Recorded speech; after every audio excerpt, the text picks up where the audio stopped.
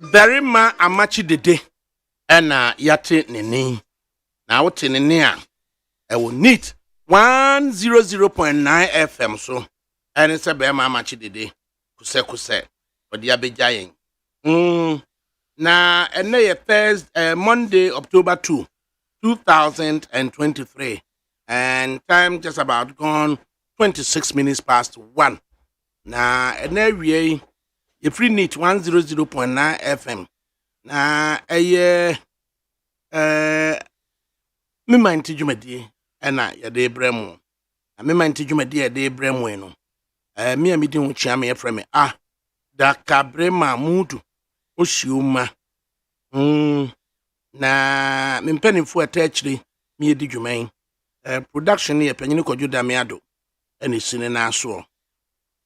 Ofa se Jerry osai ajiman enso eboni chidom afei na na akua firi yi na brante kwa mi no wo som wo mo na afei technical production no abna frima abankro ene nana yaw safo na wo mo so ehwe se da nyina dwumadi aye di ne ha no ebekọ social media fa na nyina na akwa akoduro engineering group for so attachri ama programming ya chinchima fidie ni pruma mate yankan achu agbo worker kwatia kwa na jare na nabu aje na ada sankrome sanemrane se tetai ada sankrome friend tetai friend Sempro. Na fe facilities for no na big solo na dada na Godfrey dodo na friend Ubrana na Sami Mapuna DJ Bosco na Mills nso asanmrane se tetai na yede atnase ene nsɛm a ɛwɔ hɔ nom no druba bi ono mu a na kyese afia so kaka stenti a na na amachi kuse ewuo ba mu awuo enura kwasie waba aba Ghana abeyi nipa de yekro atitru a yi wo modom koye ehonsam ebe kan kakra da bakrata ahodo eso a ene abeduro animu nsam ni bi eno so yebetim chicha kakra enso so ewo ho NDC for ese omoni coalition of others enso so Bank of Ghana omu BCG ho ebeka afi enso so Kennedy Kwame Akompre kwa Japan ne nsɛm a ɔno nso so wakokyire mu ɛwɔ Kumase Asantemamu ɛno so ɛwɔ hɔ Kwabena gye Japan asɔkɔrɔ mampo de hye ɛnei wabi nsɛm bi wɔ asɔ dem ɛde nhyira kɛseɛ na ɔde ma Dr. Muhammad Bawumia aseɛ ne sɛn ɛbɛba ansa ana ni nyina mu no NDC for so ehwehwe running mate omu ayi afri finfin mantom ana omu afri apoye mantam mu ana omu afri asante ana iseye finfin mantom dia na Jane onara norekwa ana omu afri apoye mantam mu a Eastern region na Julius Kwasi Debra na ekwa na omu yefri Asantia na dwaben dehye Kwame Awuada ako wono na ekọ ana na nsi akire analysis ben na wo ho enso ebeba running mate sem ya Dr. Muhammad Bawumia die no ka gu Kwabena Japan asum running mate sem ya na ni nyina ha ya na bete no.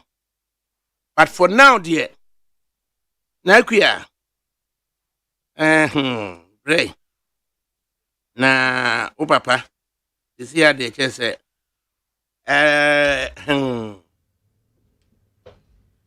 Anura no. Tamani kasa ya na mesi afi na misi mo free asante. Enyume mu kakra be I think 4 or 5. Na mesi afi na me ya hoboa. That time na chese minya meduru nkran na de na wo madwene mu na mintimi nka nkyerɛ wo. What just me. I think sana about 6 p.m. Pepe. 6 p.m. na. Na mkasa afi na me be ya hoboa na masi. Na mkasa nsuo so to.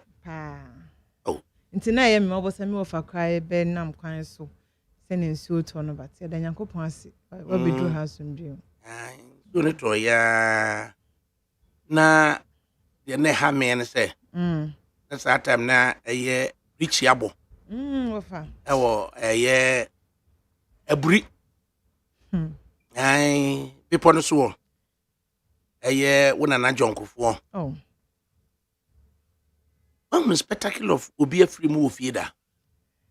Unfortunately for me no me hu me nkoto so na mom se bia ne na wo cheda no me e muni obi ofie na te busua gina nchen that spectacle no o sanka nipa experience bi na ka humble se ugina nchen ene nyame efre no hu bi da peacefully na wonim se okọ mujina nchen amo bompae yes of me who be that I've never experienced something. That's a humbling experience. I can see, I can tell. A humbling experience. Na see sano. Na unka bin shemu when near to track our some. Na fe na mampanyin so no adi kan show a day before memene dano. The member be sraw. Some mampanyin so onim de asie. The one na shia. So no. You can say if yada mampanyin na besene akọ odwura e wa krupon wa mechiaw wa san fre krupon abankran wa mechiaw ne memenda ana moshia e wo banahene yi ase e banahene hospital e wo La Paz no so me be fia be sraw kina na mampanyin e ba be sraw nim de asie onim ahumtio mobo asojafo di fie o say sometime sojafo aye fie ho nyina ma na sojafo no so ewu fie o so munim de asie chese ahumtio sojafo waji fie ho nyina fa president besra former president sojafo waji fie wafa na sojafo no so onim de asie emema ho fie so aye o zenka ma ko mo de bena wofa na wofa asema okay ema nka bena ate mema no sese din ampa na mampanyini abesra na yabo mampanyini amane yesi fi ha ni e je sesra no besra no sa agenda no kan nanchen ye wa beto suoni you know doubt to say pro government radio asase and the buy into busa ho say now you are getting to understand the entire asase radio 99.5 and the buy na abani say ti kusa na emu be ma no asoso no sisi ya no be ma no nyu bia tete wo sha asesa moko akochia no a ma obi ankotra ne nche ene ne nkomo bibrebe bia ukochia na akọ ukochia na akọ rather because enye easy sa. But I think that time when I will be here, nipa one in China. Nipa one in China pa. Unse ono apeja no. Unse ka apeja fie.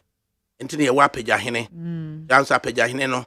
Oye ohene ba. Unse na ohene ba kwa mchirikwie. Eye napo. Waku napo energy minister na ne papa. Ena ye apeja hene. Enti napo papa apeja hene efri hono. Na no so afri ye apeja no so afri ye enso aba na apeja abusua no omudi kobomu obantema enti eye we ohine kese it is nkenka fitiam dia na nka mafrɛ no eye quintus na ahaye enye fikasiem enye fitiam ha echesen quintus nti quintus no ti eduru eye fitiam dia ade obetumi aka quintus ofetresen ye ni fitiam etimi ntimi nkyerɛ wase enti baafo asare usu eye bantuma eye kumasi kontri ono na apagya adikobom ɛwɔ hɔ enti eye abusua panyini kofi di awuo eye wofa kofi ona eye abusua panyini ɛwɔ apagya na ɔmode akobom bantuma enti sia no eye abusua panyini na kyese abusua panyini yere na sesi de asie enie abusua panyini na tenadwam atena yipa so na bantuma eye bafo asare usu so abam bi teacher say eye asem kese eye asem kese papa eye asem kese asem na je kotoko hene so beduru ha se memene da awie anwumre na de kyenye wo fa won kran ha woni ha we mu nyina aye dente we de hu enkran ha woni ha ye wo fa de bia na dwuma no wa soto fo enkran ha wo na yi da pen na yi kan say weekend woni krom ha ebri ho woni ho enti ne because nema wo kan nye nya na ba news ni mu nema ya wo kan anything that you make it a point that someone who pedi wo mu petia ebria brabitie wo fa no if you say hu akwankyere beba debi ni sisi akwa na making ofa ho wa enye wanwa wanwa ne wanwa ne sen uni krom ha ensem ya wo ke media fo ekura enim ho hwe wo ye dan tie but ehia pa so say oman ma pa asematie nti wo modern a say wo de asem no ne nokure mu ebe ma oman ma ehunu nti na me recount say ni fiada no so me fiada kwa na me ne na making na oni ko ni fiada no na mampanyine wokọ eye odwura ewo ofie pe na obaye wonam ho so na ekọ na obaye ntom beshi aba na hene hospital ho don hospital bi o wa uduru ho a na wo yare ni 50% na ekọ na hospital bi o ma uduru ho a wo kasa wo kọ bathroom kwa na ko hunu se de ho bathroom ni siti a na yare no adobo so I was fine. It in hospital environment there. I was say yes serene. Yeah. Or say a yes hotel. No doubt it's on say by na him omu theme no. So no. O my yen say a hotel ambience. Yeah. So because there is that tranquility e wo hono. Because a hospital bi wo a London here for cra. A Royal Free Hospital cra wa here for. Finchland Royal Free Hospital bi or London na ya na cancer and some nyina no hwe no your friend Royal Free Hospital na brodo na waso na brono ne ma just bi a ye me offer say de breme Master P the Royal Free Hospital baby won brono ni dia de pa but brono ne ma Master P de breme baby a Royal Free Hospital. It you pa Google Royal Free Hospital. I'm doing that. Oh, mama in London, England. That's okay. There be Royal Free Hospital. Honum. Na chese sa hospital ko no ma. Papa. Oh, Royal Free Hospital still ana unya hu ni so hono. Royal Free Master P de beba. On chere hu see ya de beba. Royal Free bro no kakra. Pond Street. Pond Street. But Bruno Hampstead. That's right. Hampstead. Now I had your papa. Royal Free Hospital. Our Hampstead. So into to me found my in a hospital. Edimu papa. So edimu na ura wa na wa hu say yes. I have hospital. Enya me nwanwa. So hono. Enya me nwanwa say bana hene. Into hospital hono no. And afe ni nhyiamu no na eye VIP eye lunch hospital ho no eye John Ajekum Kufuor eye wing of the hospital. Oh, okay.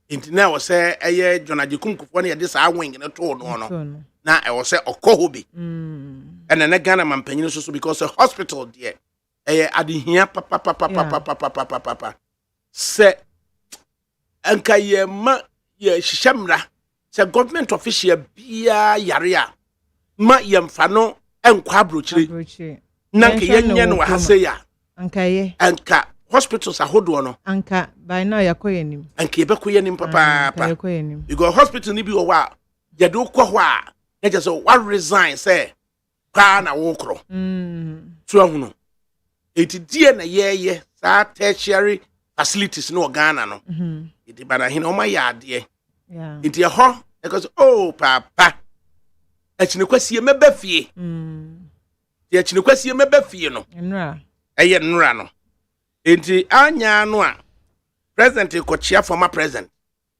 on say this here and is ahead of so obeba no na asojafo echese platoon a tenchem e wo fie ho and asem say yesi wo fie ho ena omunnim onde die kuta yatuo ene fie ho no ma say din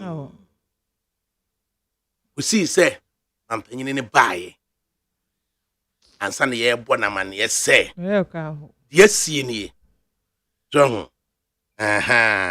it aye owo ahina aye etimedia brem say in fact Hampstead wo ho and e wo West Hampstead into Royal Free Hospital indeed our West Hampstead to wetimi ediaba the West Hampstead Royal Free Hospital John enti e ba ni say na e de to anymore ti say the misi kano nipa beji twi akofie ho because ono kro ya so na san ya busua panyini but afi na busua fo so boaboa ho e was ayi apagya hene Ofa Kwame Adokofuor, Ofa Kwame Ewie Mechiao, One Mama Rosemary. Ofa Kwame Adokofuor, ene na okotena ni nuane nchen. Ene na okotena ni nuane nchen. Ofa Kwame tini nuane nchen se de misika no. Ene de ye nyina wo bia ni ahoden saa. Enti misrew, wo chia wo mo na wakra now because nipa beba ho ne doso. Nti yesi nyina kwa ija adwuma ye ne nkran ne yekọ serve yekọ papa etimu obia nkwaje ntina se eho ne yebedi nkomo tententen o chia no na wa mamu so Ofa Kwame Adokofuor tene nchen eye baafo asare usu bantema otene nchen eye apagya na no so afiri ye tene nchen amwamwa omunyina chese mpanifo atete ho o chia na ene chese busua na nyakwanya etimi ahwe isi an mrantie wo honom ene ye somo asem kese papa omo soso na afiri nkran ekọ nyina soso ye san be yachi so ye nyina ye san be yachi ojo kire maten wo san be na chi mikusu tie wo we de mefa akwanya we su na yatoto asire obi asese ne wo fe ka no ukọ no ma no wa ne tentem na wase na emom no ye be ka che papa say Yankopon hye din we dey man dey me fadue yeah I mean say at this stage now we yiri edikan woni ne soso na wo fie ho ani na wo hu say ya papa say oni ahoden sa nti ye sa na e mobonti nya fe na wo tena ne nchen ya yanko mabi yanko nti animu ntene do hu no animu ntene yesa nyame ahoden na Yankopon kana kuma na onfa no boko emaye because owo ahine say wo tie ye free Royal National Orthopedic Hospital was Stanmore in the UK and also keep the good work into also hospital environment into hospital ya working no they just say numpemu and omo no my specialist into ye do ko no penu hunu me nua say Andrew say Andrew one ni nua Cliff ene abroche hima Patricia Ofa ya fa me ko bi na wo kan metime yi hu. Say Andrew. Asama wo kan o say my edi na me hwe anim. Say Andrew we me srew. Aha. Me wo fa se ku free ye. Dini kan won tena play mu da. Ai wo fa. Etoso mienu. Won free Ghana hanko ba bia da. Me say. It is Andrew we dem srew wa. Wo de invite ne ma me wate. Na me so me mpebo se ntwa ticket no. Oku amankwa. Se wako internet so baba wa bi e friend no. Patricia Poku amankwa friend abrochire hima. Ai wo fa ya. Abrochire hima. Ninu ya penyine no. Ni modu ka clear bi. Ozo ope life pa. Into omu nua keto aso friend Clifford. And omo say Andrew oye bia na fashion influencer ba kon Kingsley Asante. Into nya hunu say Andrew panu hunu Kingsley Asante. Okay. Entoma na entoma. Brony dress ya. Ne brony kwaku amponsen oso so UK and wo tie me. So hunu. Etini nyina say Andrew wadaroma bomoden na kwefri ye. Mumma ne mehwe na ni so ade kakra. Ofa, na me oh na ka me kodu ho na ka ma frame ni FM for ma frame. Na me mamu account of what's happening. How I mean what out here. Yeah. Na ye hwe ne dey check how far na dey atutu ne me. Do dey say Andrew there oye bia. Iti say me say Andrew on frɛ wo. Say Andrew obefrɛ wate. Mate wo fa. Ye frɛ no say Andrew Poku amankwa. Iti catch address no say Andrew Adama Elephant and Castle hono no mame so memra hobi. Na me ko East Street Market. Why? Say Andrew ewie misre wadaro mame ko to jogu from. That answer him. Invite me bi why na mobo.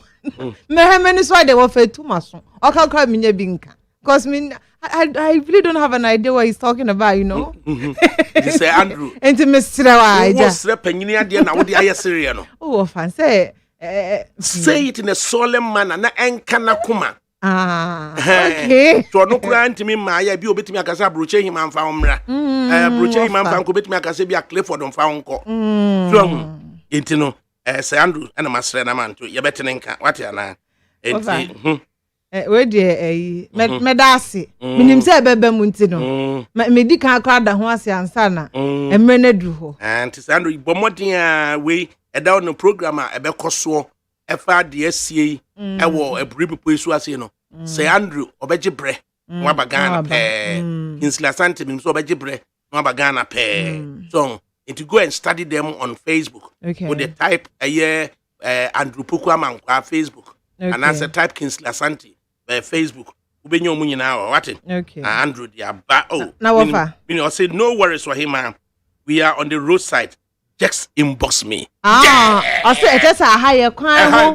On to me can send the inboxed me. Mate, and Joe Poku come my Tony Dean. Nana mon fan through a every year so now. And damn is so papa. And damn is not offer Mr. Whether that will go to a penny. Mr. of Amico. A chinana meko. Some a chinano. Beer before midday because I bet 10ish bisa from 4 noon. Okay. 4 noon and it is around 10 a.m. 10, about 11. Before 12. And to see a corner or corner coherent. The year can say Maubia and Koji Homoso. Uchiano. Now I pija umu now. Uchiano apija na and conquer or how Kasika bisa I want to. Yanwa kai me say Andrew details nama what and I say email Facebook na inbox no and some can say DM me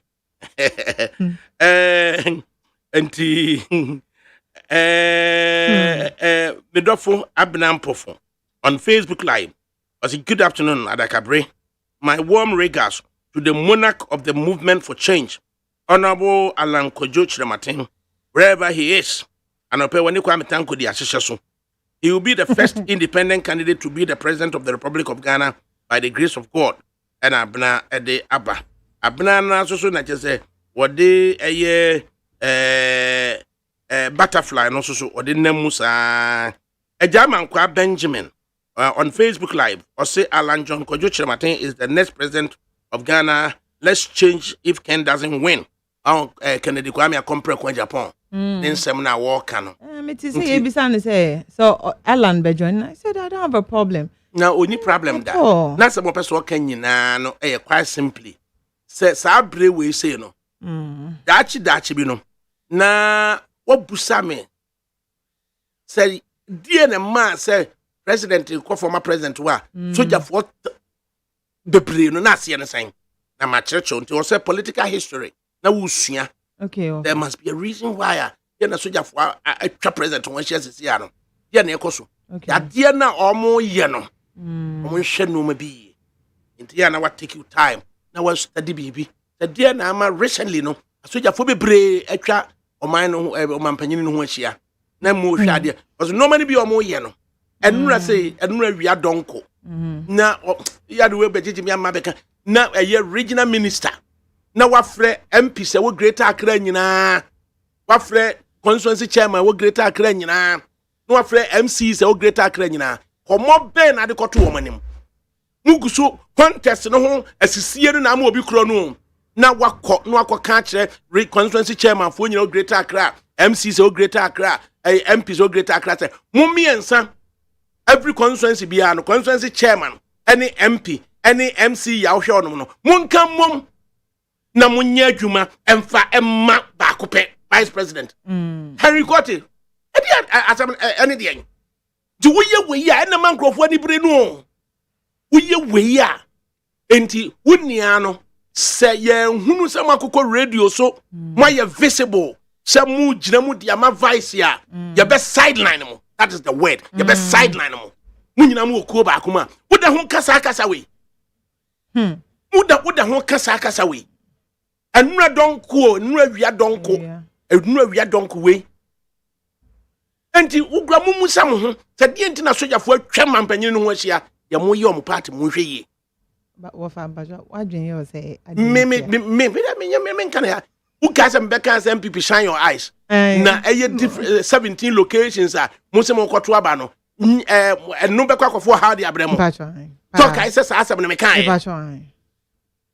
talk I say me kan wo fa mbajo me kai uka sɛ ma kan ha say chairman for miensa bi enan bi ɛna agye national council na boso na me kan wuntumi ɛna me kan samba ɛna me kan voter regional chairman magia boso ɛdanya na Canada ikan omo kape no ano no na omate ase omo tese na ya janguja sam ye okay me kai ye na mo enti ne kotie engineer yin ateni mo bakasa akire Kofi Asante aduana ba wa akoma mase but reiterate the same point. Kennedy is saying the same thing.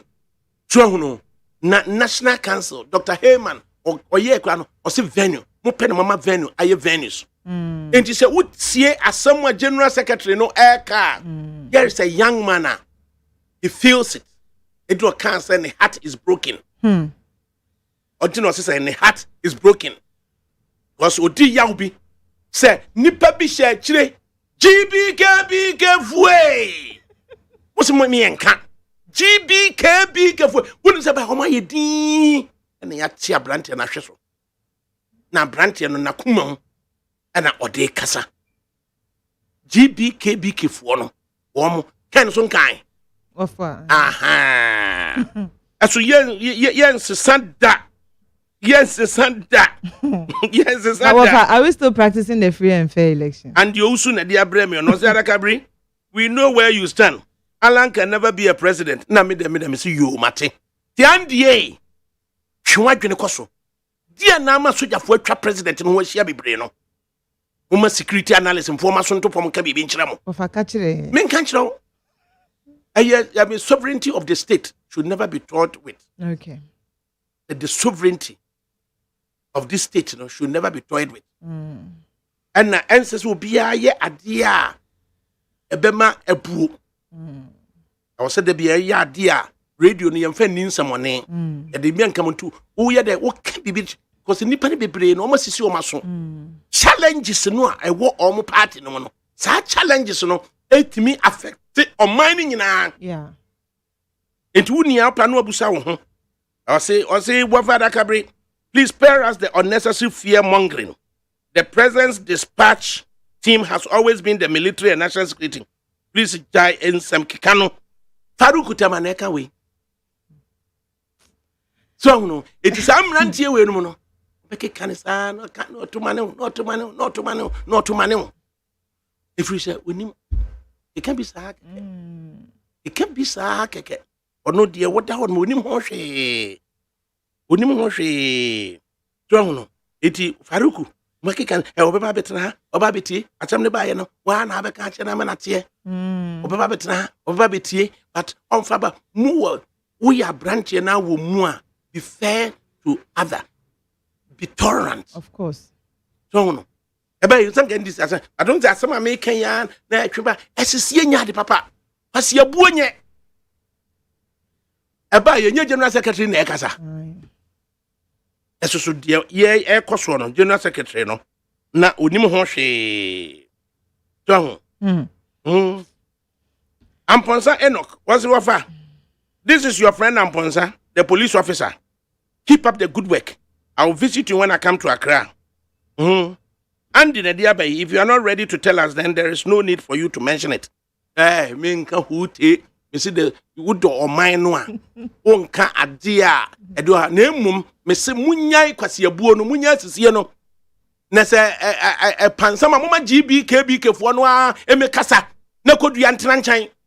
If you say Biomoka Munchie, the Biomoka Munchie.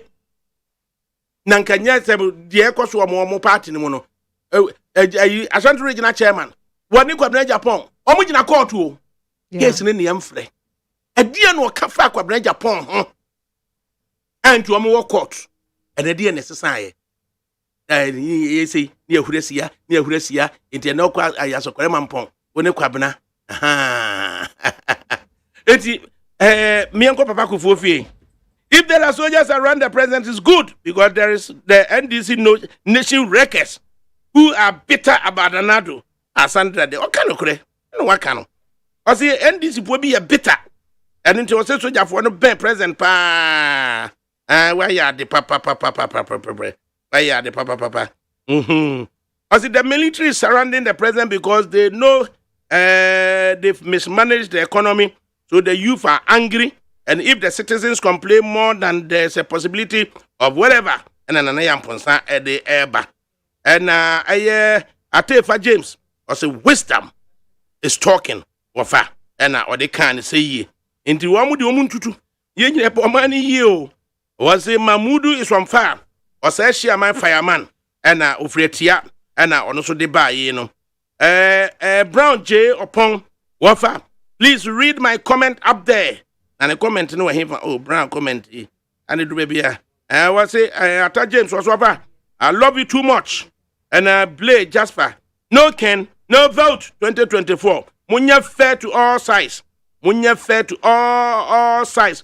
Na munya go frefre DC for omu si abontene anu that can make catch them one. Omu constituency chairman for the PNOMs win some we na mo be catch him.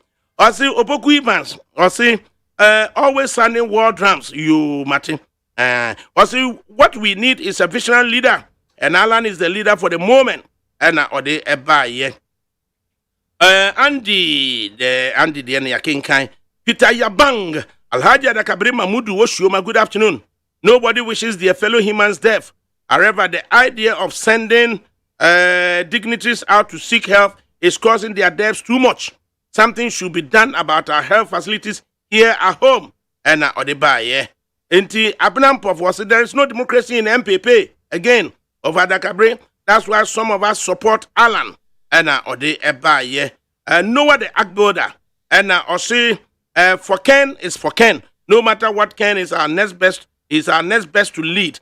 But hey, he's overdoing it too because he alone cannot break the right, neither can the VIP alone break the 8th. We need all hands together for election 2020. And Ode Ebaye, cap delight. And I say Alan all the way. Now no say Amponsim with the kind. Or say I would dance like a butterfly. Oga shock. Or say Alan all the way. And Faruku Tema. Or say great work you are doing. I believe Dr. Baumia stands MPP's best chance in winning 2024 elections. You are great, Faruku, when you say that. It is catching a warm good anima see a flap from Kofu, woman say, Man, Quanko, your campaign, near and Timonka say, Mo, your campaign money, a best sideline. Who to me, Ben, I was a best sideline, Ubi, and to mean sideline, Ubi. Mamufino, Namon, Shifia, dear, a fama, a yaman, you cono, one Shifia, dear, young fama, you cono. Peter Yabang was he made the heavens grant the gentle giant H.E.J.A. Kufuor and his family strength in this trying moment, and give the former first lady so a peaceful rest. She was just simply an example of good action in silence. And Ode Ebaye, was it Eno Kamponsa? Wafa, I'll visit your office anytime I come to Accra. Minia Prosini, bra papa na mi wache na yanko la pluma. Brown J. Opong, or say good afternoon, Mr. ADAKABRI. My warmest greetings to Kenya Japan for firing the thieving and the selfish MPP establishment. All Ghanaians should get on board the Ken team to help rebuild the party, and Ghanaians that are being ditched by the greedy selfish establishment. GBK way. I'm Munidi Namonum. Enjoy with your girlfriends, for your days are numbered. Just as the tail did not remain at the back of a cow, it will never stay permanently in the palm of the fetish priest. And Saint Wakasa Mkoria Naminkan. And Nina Ekuku Wiese, Yanko Papa Jacob Fee, na your name, Yanam Sini, Jackson, Enko Enkunkudi, and Komokakra, Yanni Jackson, Enkunkudi, Komokakra, Yanni Jackson, Kunkudi, Komokakra, na Yensign Emra.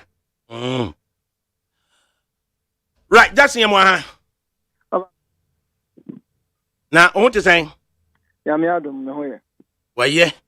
Na papa uko duru fie ho said the hositiano twanimfonini wa yadwene mu e Yo ofa me da se anopa yi beye no kono na me du fie ha na ebo beye ima beye du amana abono du na olumai kede osifi na bronsan so ebetena na ho kese mampanyi je kufo eba besi na otena na konbiem na ahoho start se ba ni nyina no se endura se ne ofari tuja no mampanyi dada ne ho kawni a obo ala mani adwuma yi first lady former first lady Teresa Kufuor and where we mo no na nyan tie se uchemu and nti ma the former president papa betena se ama empefo bibre ba le na so woni ni 18 command of anopa bi sabre pa bibre abafia honorable Patrick Boama anopa ba woni ti kan wo fia ono your Kankwe Central MP one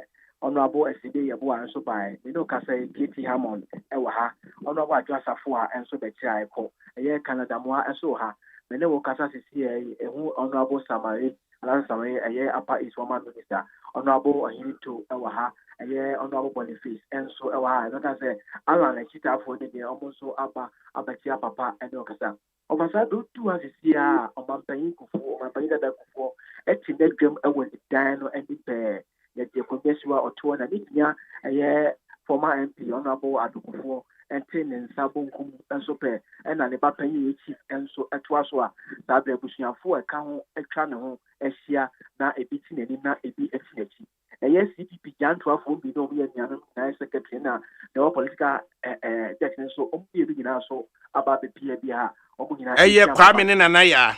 Yellow crab, Kwame Jantua, and I feel an aya Jantua. Omuna ba bedu ana me na ja to edi komo no ntire se omo je omu fia peja fie enti nipa na wo wudi omo ma me a waka ba bi enti oba se oba one ne wofa ebe krokro no wofa na se obejam ne wofa enti oba se me no ka se sankofo bi na ofia enya se kuto na dodo na ba na omo ba na omoko enti se yasugusu aye tie we no na wawre fie no abrosan kese na nim ho ana yede akonwa ede asie ede ama abusua panyini je Kufuor ana ofa Kwame free Adokufo etenensa bunkum so ana first born no a omo ware 1962 63 no omo wo first born no chief esoso ete wonom ana omo chinchia na said ye kan so se enempanifo no ba bi omo dudu na ho de ne no so ma obia nkoji wo mo so ochia wo mo a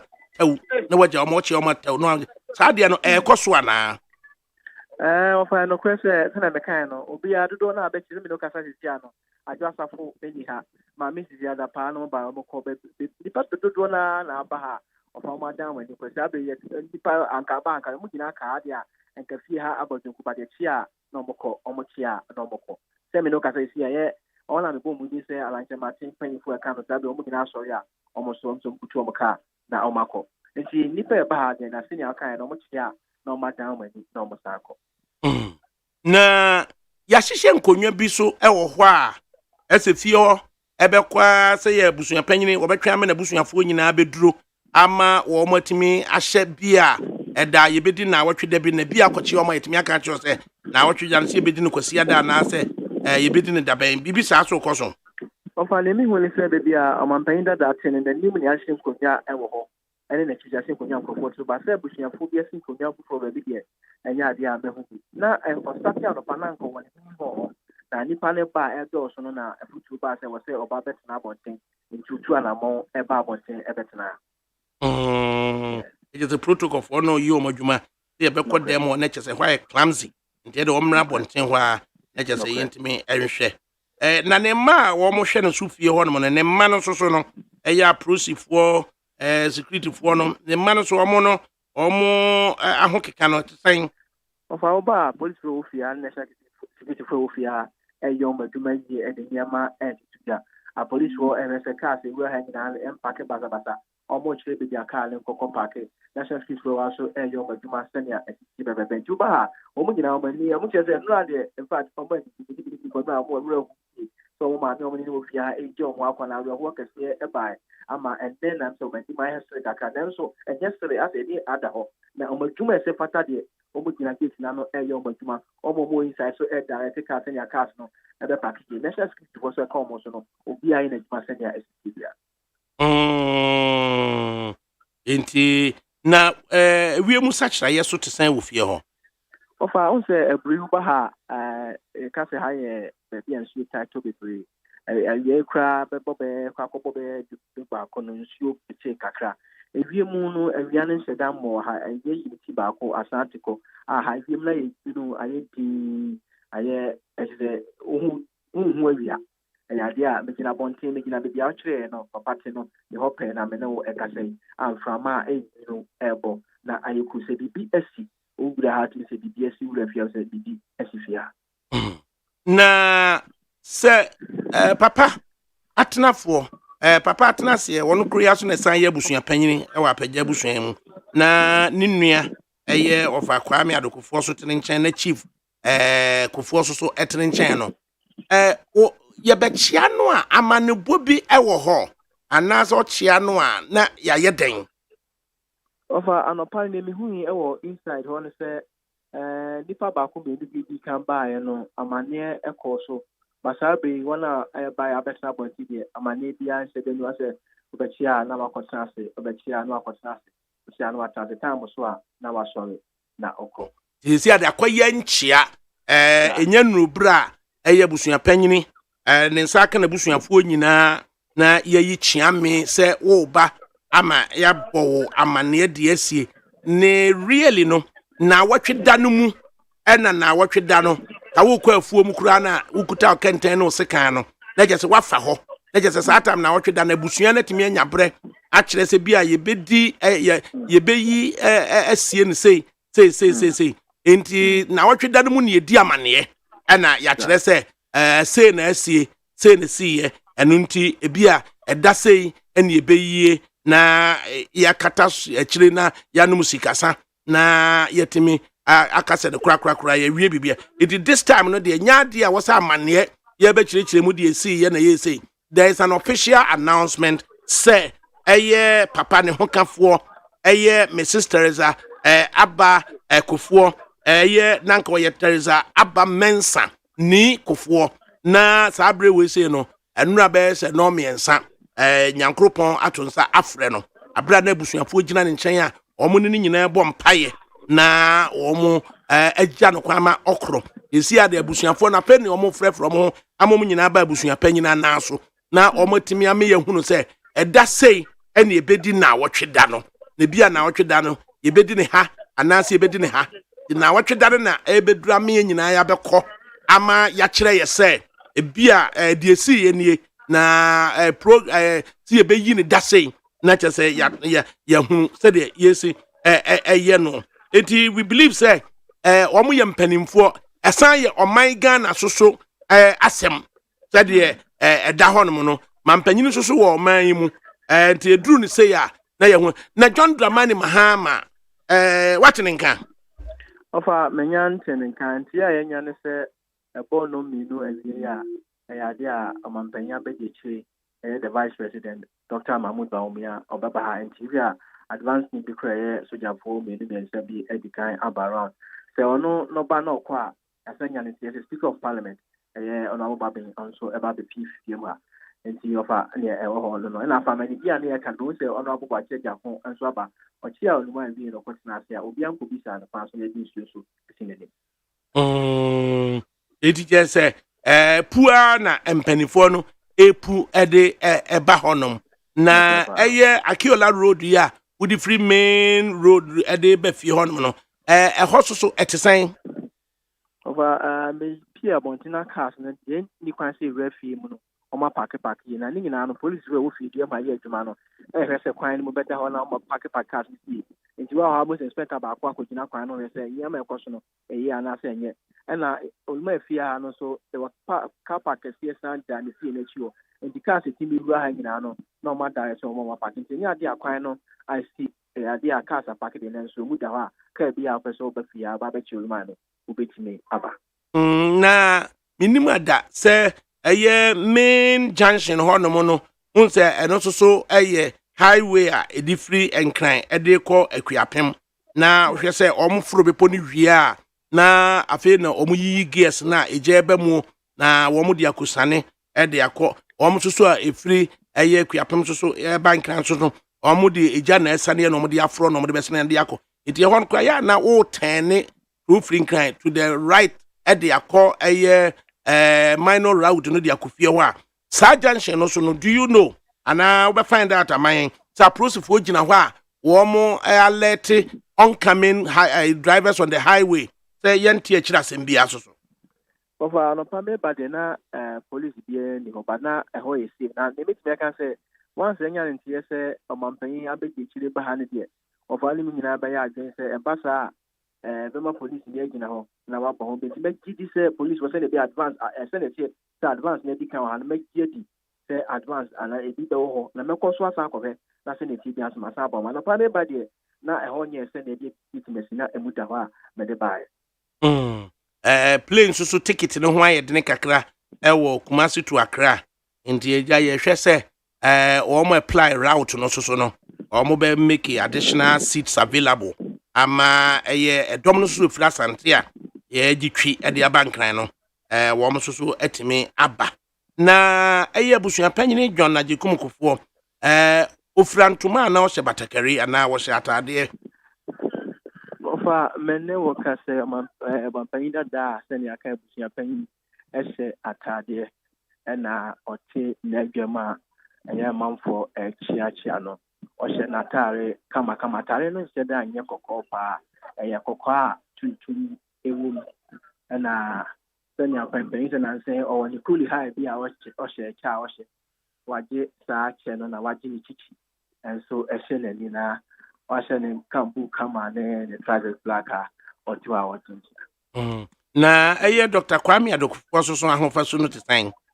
Dr. Kwame Adokufuor de se tuntum efi ni soro ekosi fam nyina tuntum na chief Kufuor so Chief Kufuor so se ka se ono so se tuntum ono so efi ni soro ekosi fam nyina ono so tuntum omampanyin ko na le de na se kokko kakra ebuga na se tuntum na nanama antiaba Kufuor ne baba panyine no ono so waben ho ofa menyane ntiese waba na sabe le kina de bani entwa so menyane ntiese ne mani na agufie mu a na se me no kasa de mani entwa so be hu ni ma no ekosi kitwa pa no so ewa ha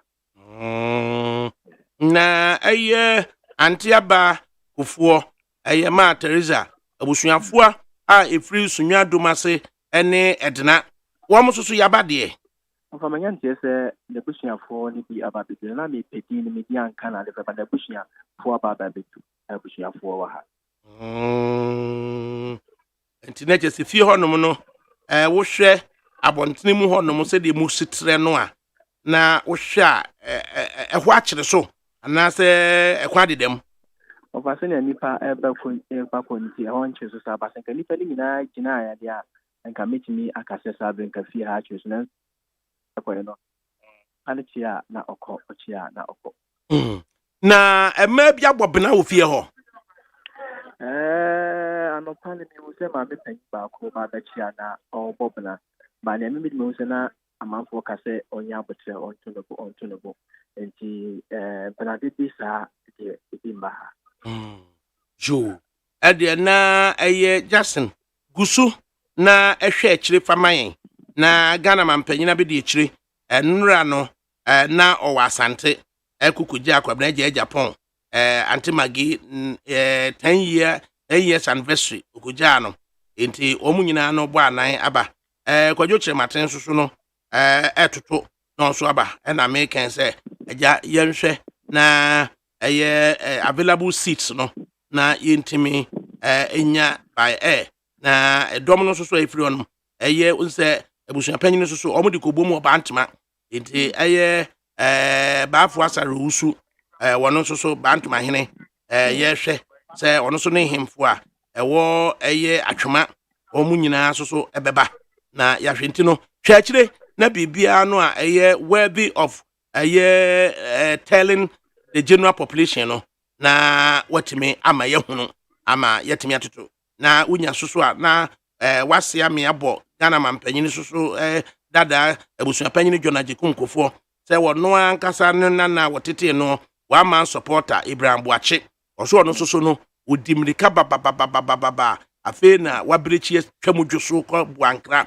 bankran sɛ wɔ banana so de wate no wontimi nyinni into Ibrahim Boache so asimu a ofiri Kumase sɛ wɔ ba nti no ahoboa mu a no na hwɛ me nhwɛ wai jo enti ɛyɛ deasie sɛ enura kwasie yɛnka ne sɛ bɛ no miɛnsa ntem hɔ no ɛna ɛyɛ abusuapanyin John Kufuor ohini na abusua na no ɛyɛ apagyafo na deasie sɛ ne ho kafo a wɔne na wareɛ etwamu mfie aduosia ɔma ware twamu mfie aduosia ɛna ne ho kafo no ofiri mu ɛwɔ fie na abusuafo gyina ne nkyɛn na yɛde mpaye ne yɛsrɛ Awurade sɛ wɔ Romani na Roma nyame ɛnhwɛ ɛnkrakora no na enumu no pɛ ankyɛ ani sɛ ɛyɛ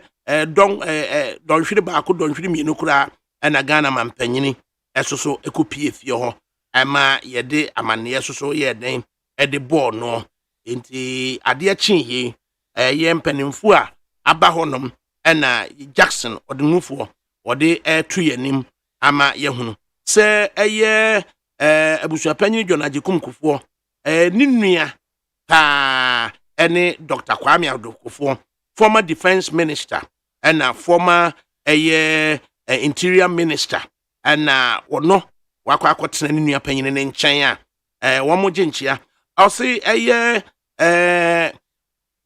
abusuapanyin John Kufuor ne PSA ɛyɛ chief enso so ɛte ne papa nkyɛn a kyerɛ sɛ wɔn mo nyinaa atena se a sɛdeɛ sitie no abusua no sesee no ɛnyɛ benabo bia saa ɛna ɛnya ama ne bobia saa kɔwie sɛ abusua no si gyinaeɛ yɛka nso so ne nyinaa mu no gye sɛ ɛyɛ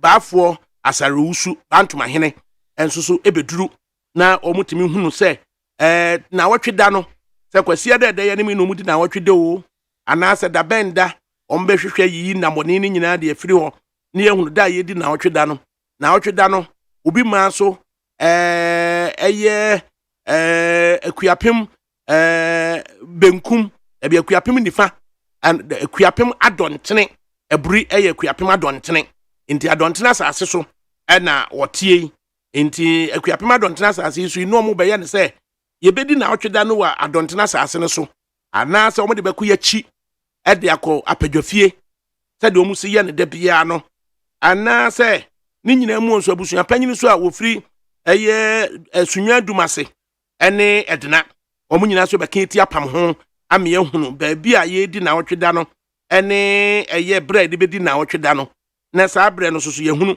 anaso wo man no kura soso no ebe wade in ama bia Ghana mampanyini soso akire se enam se ubeye mampanyini na wo yire no soso no technical beye her excellency Teresa Aba Kufuor enti bia wo man no soso no echefa bi wo mu ana ni nyina na saa bre na diplomacy ebem enti ye watweneyem te Ghana mampanyina be de eche Alhaji Dr. Mahamadou Bawumia ono soso awie wobeba beduro no aba bechia ne Papa John Kufuor na fe soso Right Honorable Speaker of the Ghanaian Parliament and also Urban Sumani Kingsford Babin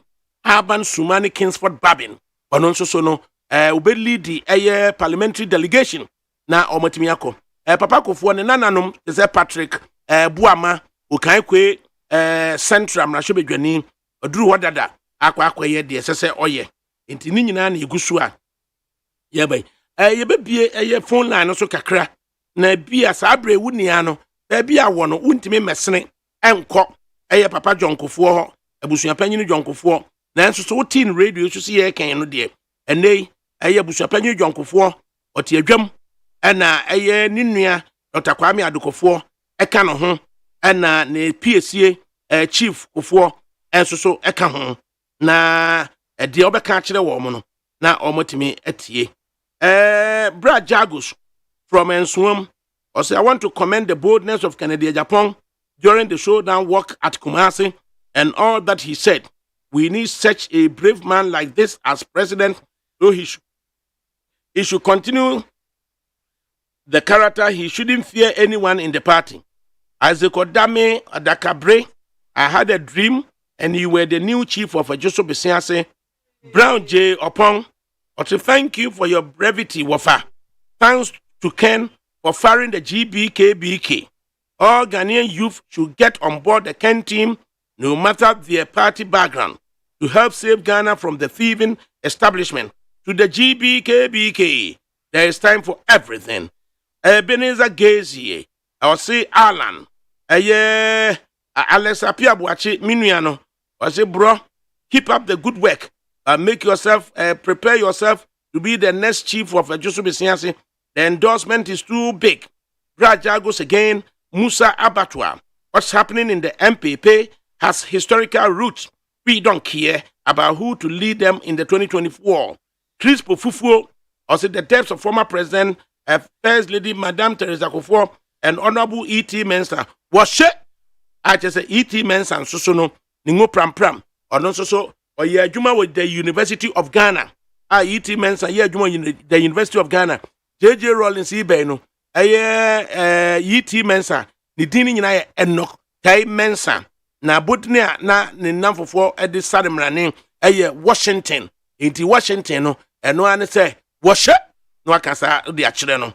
Na, or no so, none in Sano Kappa, no, ni ma ye, or ye, or ye good, with the Caesars, and no yipa, into E.T. Mensah, any, Antama Benua do, and now one more Ebo Rollins Chidom at the University of Ghana. Then Emma Rollins in ya baby Jinaye, into E.T. Mensah, or your accounts person, and Kuntabu, any a account in a Juma, and now on also so, what they a year, yeah, and nay, on Suko Piemu, what didn't finish yet your son, and on Suko Piemu, South Africa, on so what Jemu, into a year, or a member of the Council of State, and I just E.T. Mensah, what the Minister for Youth and Sports. And Minister for Education, Nina no E.T. Mensah yebi. Wafake, or say from Wafake, No Plan Station. Dr. Mahamadou Bawumia is our next president of Ghana, Pierrot. And also so or de eba ye. Enti yemie phone line kakra na Papa John Kufuor. Ebi ade na wo se no oni nua Dr. Kwame Adukofuor ene ni PSA Chief Kufuor na yentie de oso beba. Ubetimi afre aka bibi e de akire abusua no abusua panyini John Kufuor ene ni nua Dr. Kwame Adukofuor na yenhunu de yesoso yeye. Great work ADAKABRI. Also keep on with the good presentation. Frank Asante ena odi we say ebae. Enti bridge na boy ena Ghana mampanyini dada abusua panyin John Ajikum Kufuor ne hokafo eni hoi sabre we se ninua a wodi na chire wofa Kwame Afiri Adokofuor ono so otene nchen a chese mpanimfuo omote wono mu a omote bama no so omote bama no so na omje PSA so Auntie Teresa ni PSA chief Kufuor enso so ete hono mu a omochia atwadiem ti ensa beka baafo asare usu bantuma hene Kumasi kontre na wono so kotoko hene so bedru na no memene da ye kan no na je se ahoboa no an ye se ni nyina so no ebetimi ahwe osi hey wa Father Kabri to the whole wiase osi good afternoon sir wa Father Kabri Mimanti is airborne inside Kingsland. Offer please kindly wish Esther Nyakun inside Kaswa a glorious birthday for me from Abigail Jewa Abby. Your parents, Charles, Doris, Evelyn, and the rest of the family loves you so much. From Master P, London, Anna Ode Ebaye. Right. Enti yentie nipa owoso na said here no entientiam na waka rechichiresem ade achire abusua panyin John Ajikum Kufuor onini nua Dr. Kwame Adokofuor ene PSA chief Kufuor na yiti mensa enokta mensa ono so ne yire a ogia na chire ene ne manu a ogia o machire no aka bibi di achire omo. Hello yeah frozen Aja no money. Aja mientie de woso awia wo bi di achire mpanimfo yi Yo, me chiachia mpanimfo nyina MPP mpanimfo nyina me chiachia o. Yakinfo ko di ane na nado. Me chiachia wo nyina na ewie e wa bi akese atoye mi. Over the Kabri na no obi kirem mpanimfo bi but ye de em say yafotoa papa so sa. Wo mo si enipa na wo firi mu no ye mana nantiye. Ena ye abusua no so ye mo mo say yaako. And if you any panel as you be your president, your man second. Janet, Francis Anity. Auka ya won from bibia why Medasi. What there was pa 0302243540. Good afternoon. Good afternoon, ADAKABRI Ojuma. Pani na pacha frozen. Pacha meeting the abode mekasa fi winiba. Yo, simpafu nyina won ye. Simpafu nyina di witiboso, simpafu nyina hu ye papa. Ye, efutuman bibia ya kama no ho. Futu simpa winiba kroba kwa ni di ndoso. Obia hu ye papa. Yo, mente we. Yo, Ozuma ADAKABRI yabe na me so we fit so. Na nchi adodo biara wuti ni FM in the area bi in the yakoda sorry ya nke asande yinya ya papa gentle giant no kokini mama Teresa ifranum tomatin abrewa etra nemu ashoban nti ma abode megina we speakers so maka anse yema ya papa yakọ ni anom de bishia yamodi bia yakọ yema me so a we di kan no yema na nantie yakopon empe bibipa ema yema no na me kono ye papa eno pay mensa iti mensa former MP for Ningo Pam papa so ifranum tomatin papa kwekura the Medina West Frequency, so Medina NDC, a name I was Central Region, two constituency. Chairman Minister Testing on an advice at all, and the Central Region NDC Chairman Professor Isibi, and the NDC main Nara, Yakase, yeah, Papa, in not paying Minister, Yamana Yako, Yakopon, Eman Yakopa. Maybe Shiana recording the BBR NDC main Yamabia Yako, A.E. and Wunya Abodri. Uniba or the by Lema Bobia so Yako. Yes, there was papa. The dear na will be a day actually a year Bushapanyo John Ajikum Kufuor, and any new Dr. Kwame Adokofuor, any PSA chief Kufuor. Good afternoon. Good afternoon, ADAKABRI. I didn't patch your frosting. Who are you doing? You did me into your way. So, where the say, Yandia Sempa, Asema is here. And a Yawudu, one Makana, manya sa fidi kesi dia na ne ne kan se papa oni ni nua kuma adokofo na ne ba chief ne ebusuan gaye ni nyina e ma wo mu nyina yako na mitrisua na me ko ure yiti menzanzo ne yire ne na busuan ne ma wo mu nyina yako na nini ADAKABRI we yenya Evans o ka se flash ama onozo ne yire frimu indi onozo me nambo fidi so me mana ya Miami Bansi endo akra ne me dan ne na ofia ne yire frimu na wonti me mo mama ne na ebedi ne na ofia me da ebe eye October 7 atiemu indi me mana yako na mi wia na odisei Canada akopra ko kwa me Japan na chitafu ni nyina ne sre nyina se nyina yemfa afokuta ne yemfa mo papa na kiri dom na yezisem na ne ekono de enye ADAKABRI me da ase nyame ka wo ho 0302243540 good afternoon Alaji Mahmoud ADAKABRI na want to say Alhamdulillah say the name the president United States of Ashawa me Saidu why jam to honmo Saidu nada ho tema junction so wa mo honmo why de Ashama party why de Ashama temani na party A party C party B yenye ni anum MPP NDC DPP ye na ade na ato ye ni ade epe nyame president family no yanka se on mo shedi ansane ye bat tema hasi so a twani ye MP so former MP so on so aka baby yiti mensa family ni na ye ma on mo shedi e ma on na shedi ade epe nyame president ntida de ne beka ye di ni na be sha nyame sim ni nyame aboy ho ban sani se Ghana esi kono ADAKABRI Mahmoud ADAKABRI ye te en fam pai bon ka o man Ghana echi na Chinese phone the ejuma afiyanti mo yen hwe ono so ni anka wo transport we no wan hwe ya no no be je afro nsem tanka drivers le ji on mo die afro on mo nsem ono hwe on mo ni anka ni bi anko so pepe salamu alaikum andaji wa alaikum salam enti Anane Emmanuel on Facebook also my condolences to the former president of Ghana John Ajikumu Kufuor and I'm watching you live from Hanover in Germany. Anna Odebayi. Good afternoon. Kobia Santi Kotoko. Nebonsu. Peti Asante no. Uma pemwa pembeba. En pimpim sadi etire.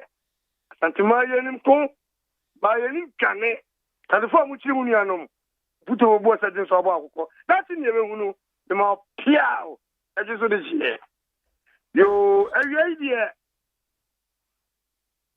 dear money ato asantemai ani na mra kobia me ka se me wife free me ame koluma ho asamo kan se bonzu wuni senyo na ye koluma ni mi din komo ye jame ko fe oni mi ni asami okuna alan enti mra ko kra oba ba ye no akuluma na so nti senya mpade ma oba Teresa ma odina nani monyam ho teni nyansa etama pani kofidi ewo ati ma ko ganati ye ekudi mi koma sante buani so nse buani na yenya ko dalita yenya nsuo da video ewo senya mpade ma busuanyina onya ko pomfa bawa ekra ana madam former first lady on for the kiranto e jabran kukumu okwa me chia me hukani ma mevi ni so nyame de ne kira ba 2 years amada che tuturban to na se wonyane wufuo na yenya yemu ya nya sori akoshi obade no obo asase odi asase ato ye ni epohia seconds obetuma ma epo abunka fa asase na ma Teresa ye demni fadie genya mani hunu kobia Nyame onhyira wo. Onhyira wo nso so. 0302 257902. Mpenifo no so abedru.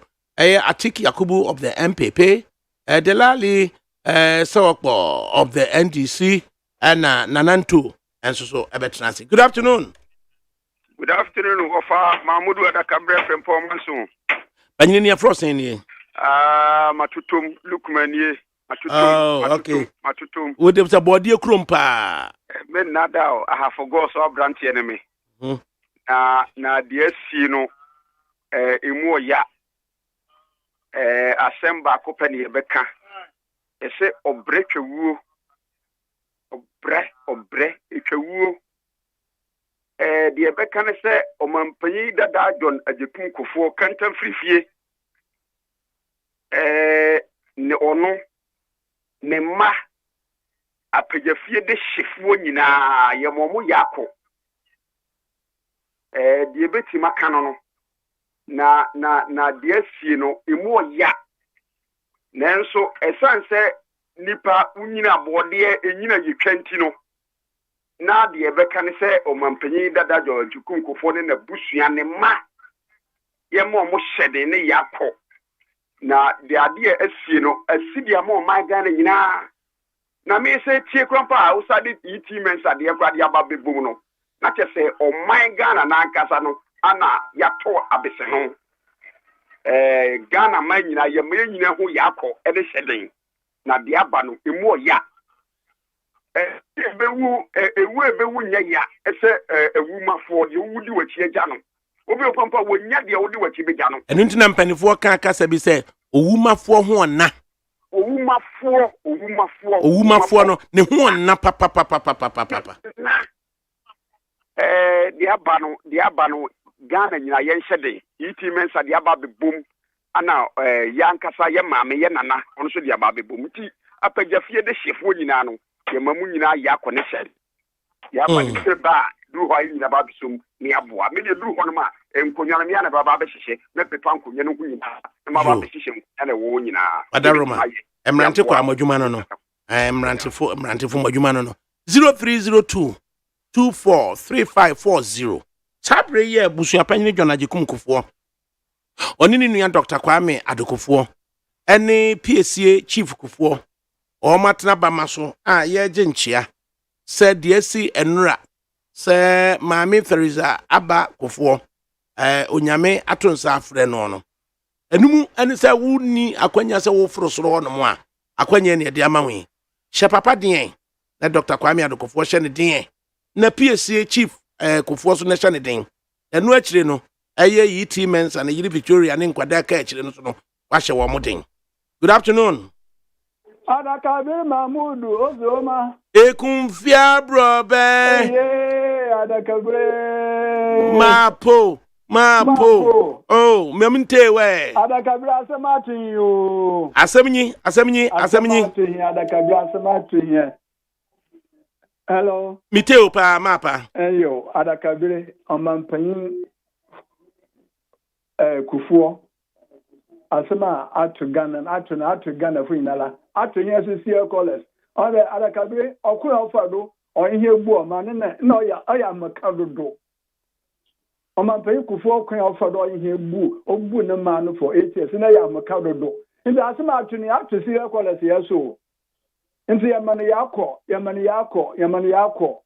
eni ni nuanu mi nala yamaho yakọ yakopọ na nka so cheche o ma pe Kufuor na iwe on cheche na iwe onye busini nyinala onyinala milion biala na tete busana yire no ma implementa so de bi owo biala no so na busana yire akọ onyina wo bo magana ye akọ yanim ADAKABRI wankasa wonnua obi biala Brother Evans no so ne ho kafo afim ya tere wo so kan chiro na ADAKABRI odudama no yipa nsam na aye nitinim bebre hu ye nti we the fact Brother Evans we the fact na yamama watete de drivers no so no kafo afim ayo nti ADAKABRI sabafo ya be aha lese no go drivers kwa ne fie na mo wose siare nti yama omampa Kufuor That was a baby. So, back in the Amen. Yo, right. Enti, asam ena yete no ho a ye bon ho epoi 0302 243540. Good afternoon. Hello. ADAKABRI. Ajini. Midende akafia phobia mekase free kantamanto. Countries of nyina awie so no asa ma me medofo menua ba akoso asafo akantimpo ono so eye nini afrimu ma ye tenase anum sikasa akata akire wo eye empraye so eye memene da ye nimi nti akoso asafo a kozia ofri eye America ba bedura eno so ye be ma mete ye osa mehwe ne yetutu bibia ne yeta akoso yachi no so kata akire kura Yo ADAKABRI waka ono se be man sedin ni yako. ADAKABRI ano pedi antiasem pao.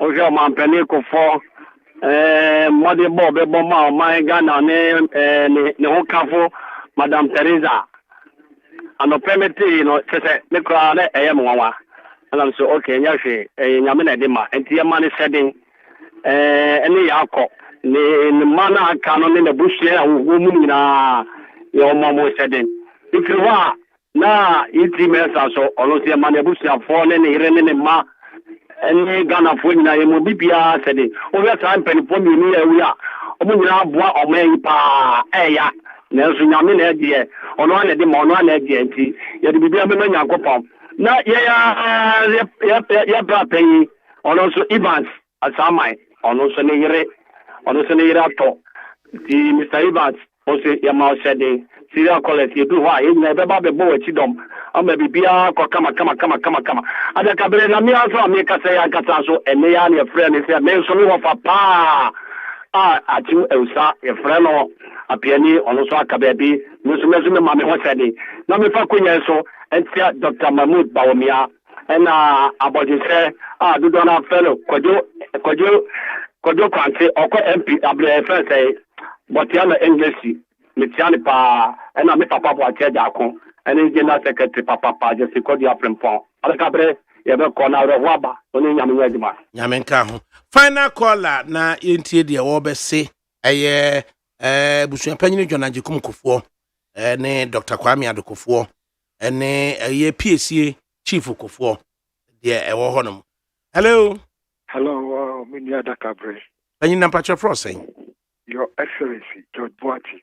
Echi kasa mamintie bie mini ADAKABRI ene podium aboto omampeni dada President Kufuor waye bia boa me pa mra ni second term oye reshuffle no ena oso me sa ena odi me koma Harry Owusu na afi na wa establish Ghana Revenue Board ena odi me ko share Harry Owusu ejoso Harry Owusu chairperson of the Ghana Revenue Generation Board of the GRA. Yes.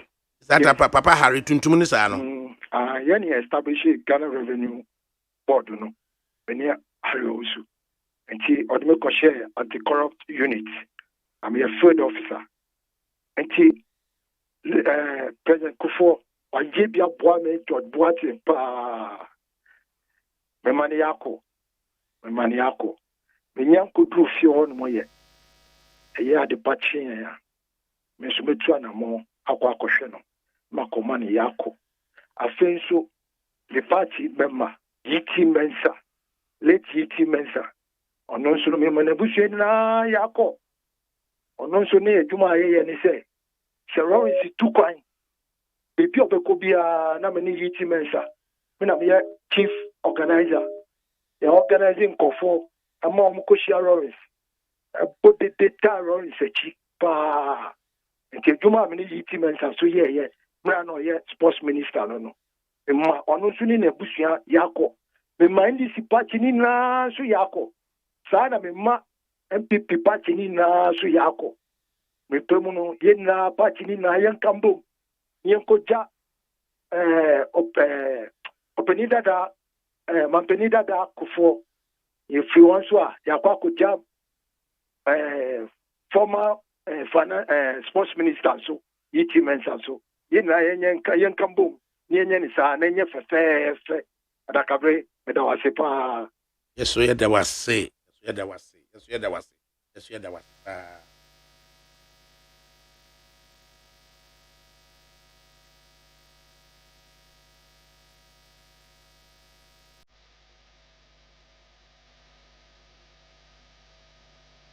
Asam na free titio, e free titio.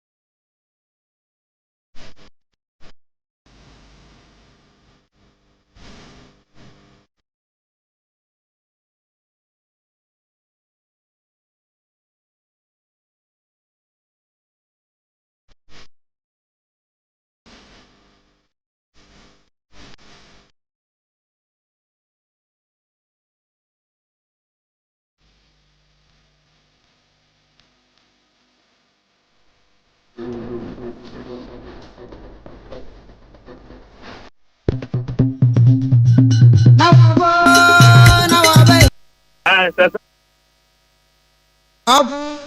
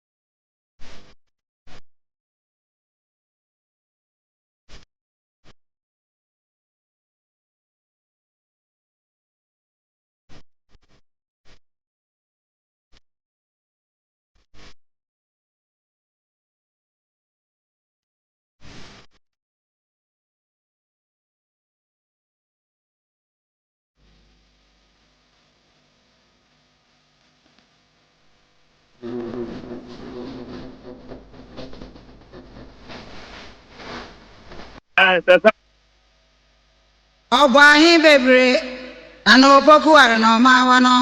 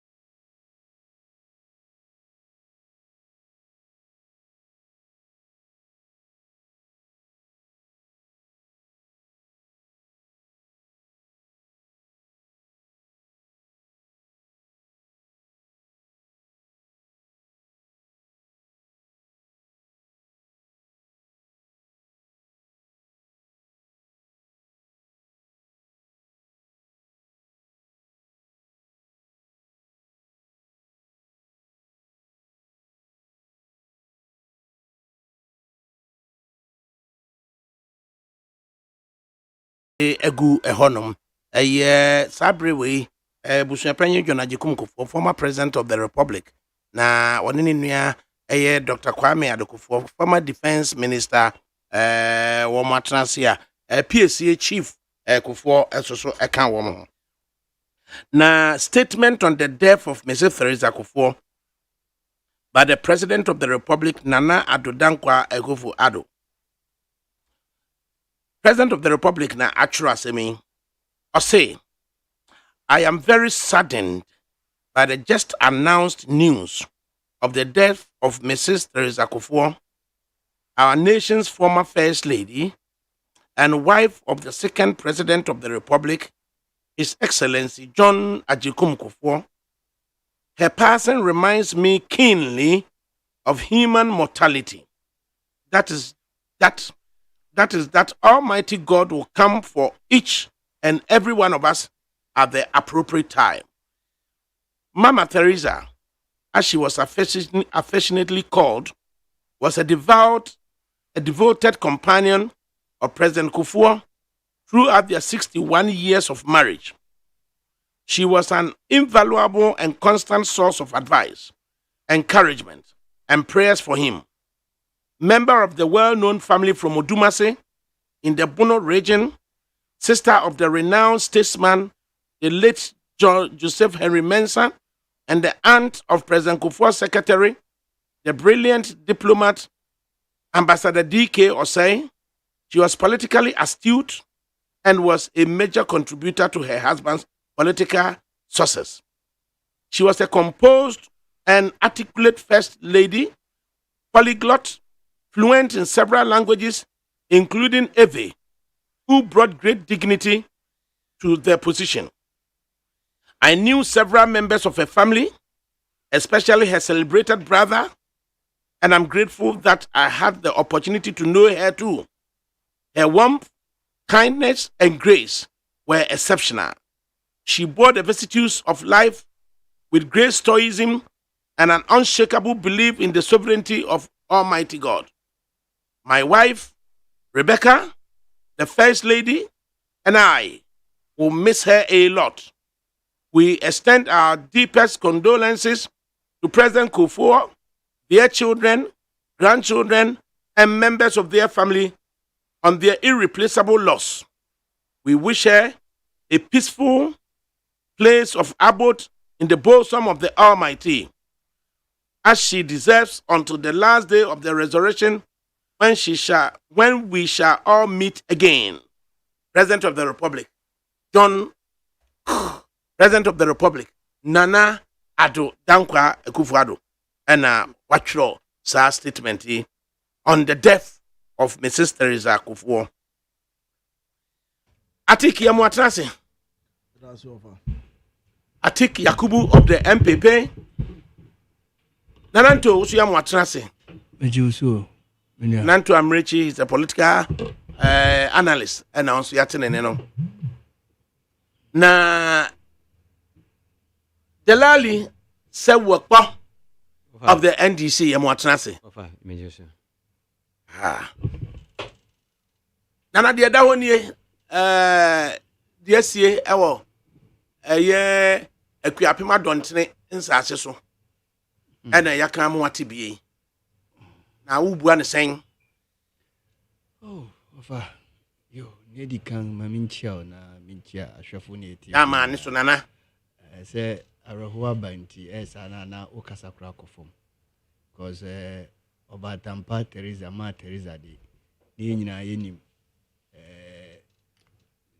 niema na oye behind the scenes to support yam papa Kufuor ti nyankopon afreni ya o so meka no ho baby biara yenso daachi bi yebeko no na esese yede yakọ kese ene ye nyina edi hu abubu na yede ma yam papa ora Kufuor samri adekese na to ye nyina ye ni Ghana man adekese ato ye ni na samra ye wumu nyemra esese ye ma ye ni ji se obeka ya na wotwi mu ana yetwa odwura wo kwapemamu titu jaseman ne ekropon na wobeje wani bewie na ade beche ayereko na se asori na nwumire mu wobeti sansem we dia aya na ya kakra ya reho kakra more especially asisi a yem papa Kufuor ono so wabebo no ho adwa wo adonti mamude na je se hu se ade ato ye nyina ye ni nti yakwa na ye de bema ebusuafo ene Ghana fo nyina titu MPP echitafo bibia ne se wakan statement a omampanyin Kufuor omampanyin nanado ode aba betu goi bijemi di se enye we na be the first statement a ereba statement ni de ba na beba na mrepamu no yenso ye de ende beba betugwa na so wakan amayen te se ne a okan ne fefefe na emu no yamde betwa to ane se Papa Kufuor shedding na yenyina yetawachi mpai bia se yebo a ebema wanya hoden na mrepa ne du na yebekwaku ye de maame bekwaku ka yen angasa obade twedi ampo ni ye de ne bekwaku mani se onye ni nko a uma ye yawe a yenso na ebetumi aye bia no ya ye na ye de aboa nti ofa ubisa mi nti a asene amenkasa kesina na chese ade ato yeni na se wo hwe nso a enyo no nko a na otwi mu na se na otwi ayerisi mu wo hwe the NDC as a party or NDC fraternity nso a on achiro won onunyamfo ba ko ananka dodo na hwe se eba advice bi wo party ni mu a dodo na to me conho because o council of state member wasan a former MP wasan a minister na wote say ura inoktai a dodo na friend ET Mensa na ono nso Nyankopon atonsa friend no dia na esese wo hu say Ghana yenyina yerisu because enye nipa baako anase amanyoku baako no ahwuru wo nipa mede me hu ni say Ghana ni etofoma enye about amanyosem because they be make us yetu kwanga Ghana passport ni adeko yemfa NDC na MPP passport nko nti say assembly say ba in a whole no yemfa ni say a national disaster and as a national issues in Atogwa iti ora entertainment sanso na bushafo ne yire ne ma ani ningo pram fu nyina ani NDC as a whole yema wo nyina yako emrepemu no nhihye bi a won so wode be abetugwa no ye fi ha na ye ko ha na ni nyina akwakoye adekoro na waye General Secretary of the New Patriotic Party lawyer Justin Kodua FRIMPONG also agina amanyoko New Patriotic Party anemo ana also de ensemi watintimu de aba I say for immediate release October 2 2023 New Patriotic Party mourns the death of Her Excellency Mrs. Teresa Kufuor, directs party flags to fly at half-mast across the country. The New Patriotic Party (NPP) deeply mourns the passing of Her Excellency Mrs. Teresa Kufuor, the beloved wife of former President John Agyekum Kufuor and former First Lady of the Republic, which sad event occurred on October 1, 2023. Mrs. Teresa Kufuor, who served as Ghana's First Lady from January 7, 2001 to January 6, 2009, dedicated her life to supporting her husband throughout his political career and to the service of humanity. Inspired by her profession as a nurse, Mrs. Kufuor championed the cause of improved healthcare in our country. Notably, she established the Mother and Child Community Development Foundation, MCCDF, that supports the prevention of mother-to-child transmission of diseases, including HIV/AIDS. Mrs. Kufuor was also a beacon for female advancement, fostering initiatives to inspire and empower both young and adult females in various facets of life. the members of the new Patriotic Party, together with all Ghanaians whose lives were positively touched by her, extend our deepest condolences to former President John Ajikum Kufuor, their children, and the entire family. We stand united with you in this time of sorrow, praying that the Almighty God grants all of us the fortitude to bear this great loss. In tribute to the memory of the late Mrs. Kufuor, the MPP directs all party flags across the country to be flown at half-mast for the next 7 days. May her gentle soul continue to rest in perfect peace until we meet again on the resurrection morning. Justin Kodria Frimpong. Atik. Over. President Akasa. Yeah. General Secretary of the MPP Akasa. Yeah. What are your thoughts?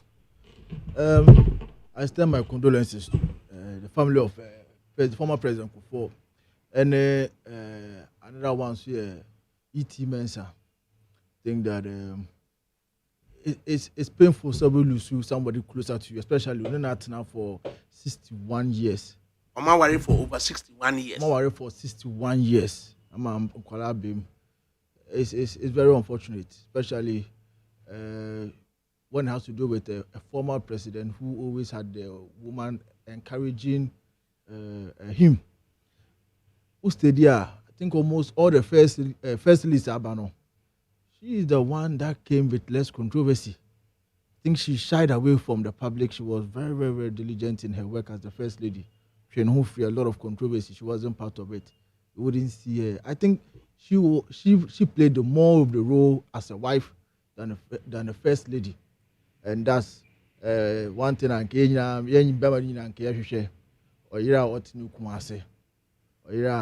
All my problem be fear. They say kakri anu akochi na radio so and I say while granting interview no asemu. Example former president of Nigeria Buhari ni anu atiese no atoba kwatum just to spoiling. I lost my mother in March this year, and I know how painful it is to lose a loved one, especially my fono. So mukwa, it feels a part of you is gone. It's a part that you can't replace. We are there to replace it. I understand the pain that they are going through, especially in Mbano, especially with the men. At a point in time, they sack their mind because Saturday, so na down from we from almost like home.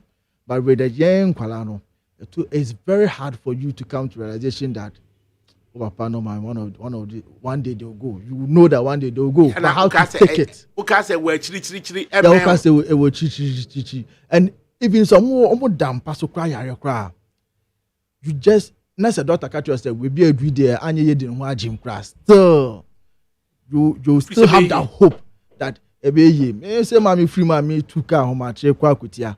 You could do entrance of the town. I mean to Udu Boduano, na mitimi nko police barrier no mitimi nko park ya na me twa so me free my catch so wa ka no ho wa sorry when wu it is nkan koto so sa yeah me nko so sa but we live to die, and as long as we live there yet ya say dey bewu a stage a lipe bia ntimi endoje o ye den ya be fawo nti enye si there be mo ya akwa mo ko se. And also to the family of E.T. Mensah. That was a very big statesman. Say, Abrofo almost say you take the bow when the applause are loud. For he ononya excellent career, excellent political career. Just that the last time I would free parliament, which wasn't that graceful, especially in their primaries, which wasn't that graceful. But after that, a young man issue statement. After that, Osamba back as a council of state member representing and one Obayano, he wasn't partisan. He played the role as a council of state member, and Nankuwa Fane Kransi to MPP ne NDC. And I know say with the modern politics na MPP for the NDC yabako amode no mo so abaye de yako pomoni nsu no so apaye nsu obi any time ade kind no was it the death of as a chief director be them said no a minister of trade was it Mr. Hagen or and no ye no trade fair site one. That was 2000 4 5 baby. Achapa. And me share papa yiti mensa. Adakabri bra. And all them got na. That was say ura trade fair on no. Administrative offices na one left one no. And to one what them got na no. I say so say radio adwuma no. We ye che. Na time be relevant. Make sure say Obama sa two parties MPP and NDC no omo nyina equal chance equal opportunity so we yes there be omo nyina abedo. In fact that was my last encounter ajo no the minimum denti or de me kwatena ase me yatena ase you know oga we kire me say omo nyina equal opportunity na obia kana sem me nyina ba ko anchi na msemati what is the day of the last time of the because of phone so there when I got better go job na memorable a year encounter with the daily guide a year my lord the ship was me okay sir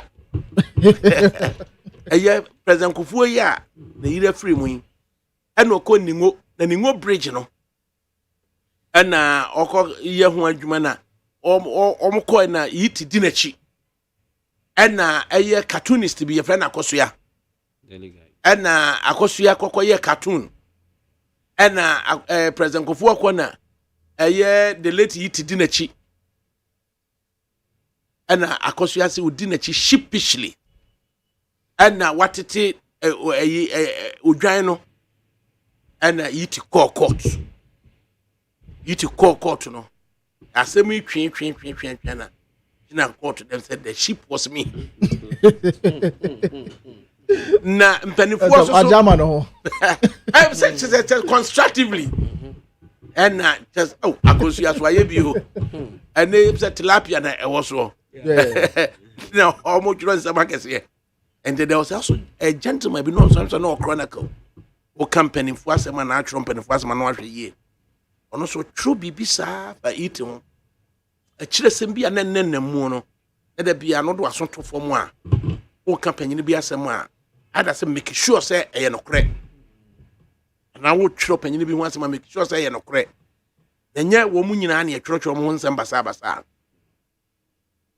dalali mientie we Ofa kwanya we na mechia wetie fo nyina nan wie omutie ni tfm na mechia mebra anime nyu omo ha no.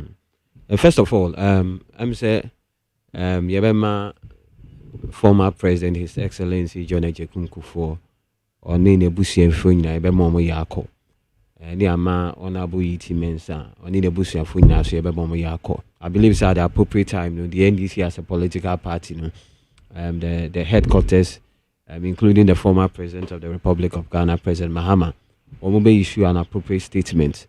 Omedebema ebusiafo no yako. I believe it's Utie statements, and I know time a bit dead. He said, former First Lady, Madam Teresa Kufuor, we free so we monitor social media now, monitor in Sabana Kufuor, Kafano, even across the major political divider. A child will say. We leave a footprint Ghana for Nasi Suya womb. Now membra Kasokasemi, which is for me, I agree with him, say one of the first lady Moshe Krana Tama President Kufuor Nitenia, won't say much of issues about her. I mean, we share the kind of role of play here to say they now can as a nurse initiative for one that take here. The nurse midwife. Exactly.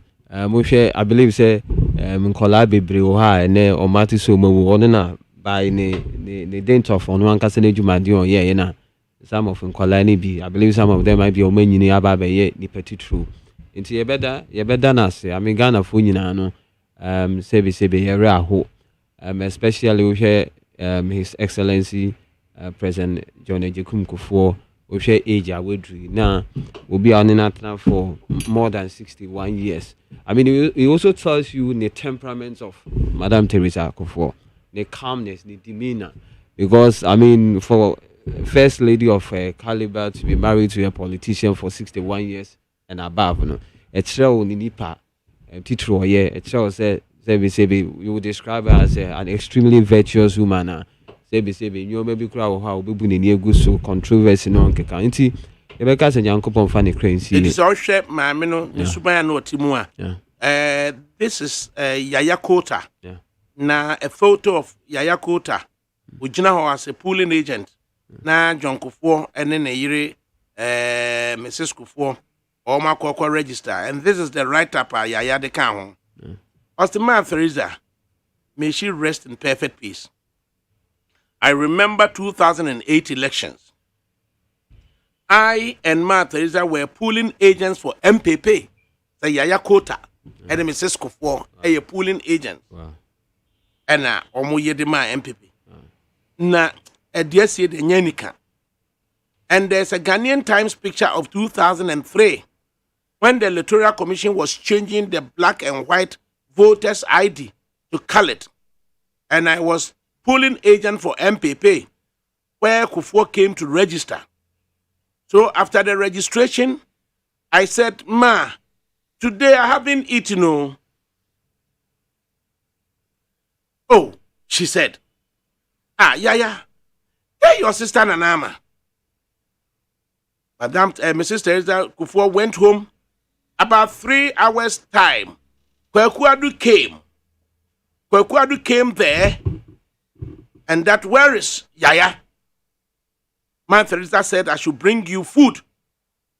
ADAKABRI, an ice chest of fufu, 3 different soups. I ate together with the EC officials and all the polling agents, and even some of those who came to register. Ma Teresa was a people's mother. Ma, Yaya Neken you see 2003 or no agent ye change from black and white voter register to the colored no. And I John Kufuor and then ebebe register ebebe ye omudie. And the picture no the account Ghanaian Times a year picture no. Just a washer just Yaya ni jina ha was green no. And I Mrs. Kufuor ni kuno. And was say ma and then me need you. And also catch a wound yana na me. Bed on shiri me and Santemono. And na Kwekuadu isusu ye John Kufuor fase. Na Kwekuadu yi eba ya wode ice chest fufuo enkwan different me and san. Into ono Yaya no any EC officials in the D ye ema nipa no bia eboa for registration nya bi di ye obi kura be register nya bi di. Delali such a woman. You say once all Kasafa former first lady no. One case of man is Kadudio see. One case of discussion or talk. I did or ye. I must have I didn't know ye, and I doubt to say Ubia yes, I didn't be a manager. So Ube have a first lady of the Republic of Ghana. Ubenya access crying a Casano crying idea that form. A seminal crow kind of cry doubt say Yana and Casacrana, he was even expecting say the baby brain. Even for former first lady, at that time not a first lady, all coffee crown will share the number of course of Beninia in Kofu exactly. But to the extent so Kai trans will move for the brain. No. This is a memory, no matter what. And it's a memory that is worth more than billions of cedis here the amount. And me assure that time and not trust our statement. Me assure that was be good any so Kai vividly. Exactly. But photo no exactly. And to say okay in 2008 or call Madam Teresa call polling against that and they couldn't contest it. And it tells you how selfless she was at that time. Yeah, it's ever cast and Yankopon funny cry. You see. Nana. First lady is saying and no ni kuna baba ya there na security for crack. Yeah, na ubekra ma me ni di yo na se de wunua de leken na course ahodo obenya ne ye konya so timi kaye emi ewu ofufuo ye nkwan ahodo miensa e kan ho de bae ma electoral officials nkwan bi di ye eno na kireo oba tampa a oye na ye de no hunu se fufuo no mbidi na se oba tam bia nim nia ne ba bedie eno hwe ne ba nanim ne adwuma a waye na ese fata se odi fufu because we di fufu na man more energy no atumi di aye adwuma Na enemafu abe enye fried rice ya. I take you. Me better to for Monday to Sunday. Ja. Family phone dia go cry. Made for Monday me a morning for them. Me dem nkwan duane. Banku na yonkumana ayoyo. On say e but wona na otimi hunu say yaya ebedi fufuo na nkwan no so no wan stick it nkwan baako. No man nkwan miensa. The variety is the spice of life. I think that for her she for say about Adriane. No, it's my 3 different soups. It tells you the kind of wife that she was. It takes a woman who is servitude to serve well. In terms of because onimu nkwan de open into oyeno. You are different eyadanya oni so benya odi edibom we ma manfo so bi edibom enti wanya ma ya yankwa o ya mama mo honum nyina enti anya na ya the point person no that's why ya ne dodo saa no no onim say isifo no ho onim say eye party other party officials or sunya bedibi enti this is a person who had a good heart. It takes person na obi na wa komapa to do what she did wan hwe ya yankwa say ya yankwa na menim no. No, so easy for honor. I'm out for his party forever honor. The NDC polling agents, some hobby. And do you expect to say the death of Mrs. Kufuor a bit me impacted positively on MPP as it is now? It is only the death of a bad person that impacts positively. The death of good people don't impact positively because you lose somebody obia now she asks something to you people because enkai futu and come to call honum some akwa jeno ntumi nya biom akwa say you me dem ho ye example ma me free see I mean ntumi nya obi obet my friend me aka che me say abrabo no o born saying then they call so when people leave me there from my experience I mean no they don't live a positive. They only come with extra responsibility. We need penny adue. Name penny we need futufuwa. At the NHS say omonyo. Yeah, because trying to manage us, maybe for about 2-3 months. I mean, in Kofia, I mean, Kwaputia. What for no afraid? In 2 years, so with you. Oh. Let's say, I feel like a swap from a member. You remained a kid until umami wuye. Da wunya panyin wa mami anim da. Oh, David. Umami no wapa da wunya pinu onim da. Wo mo hu say o de. We adwene kra na enye edumasa. So, I think that for death doesn't bring anything possible. It's only the bad ones who when they die. And the party has reacted. The party has flag should fly at half mast for 7 days. Yeah. It tells you how much those someone encounter they adored her, they loved her.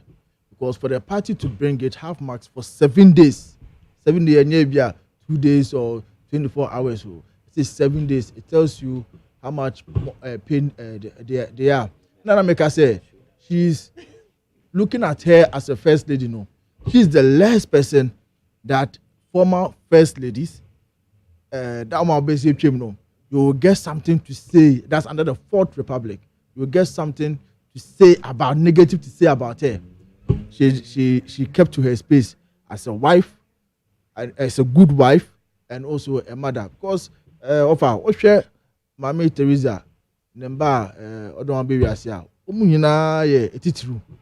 Very prominent people doing very well in their private lives. And she, President Kufuor said them. To wake up one day and the person that you lie next to is no more. That empty space, it's not good.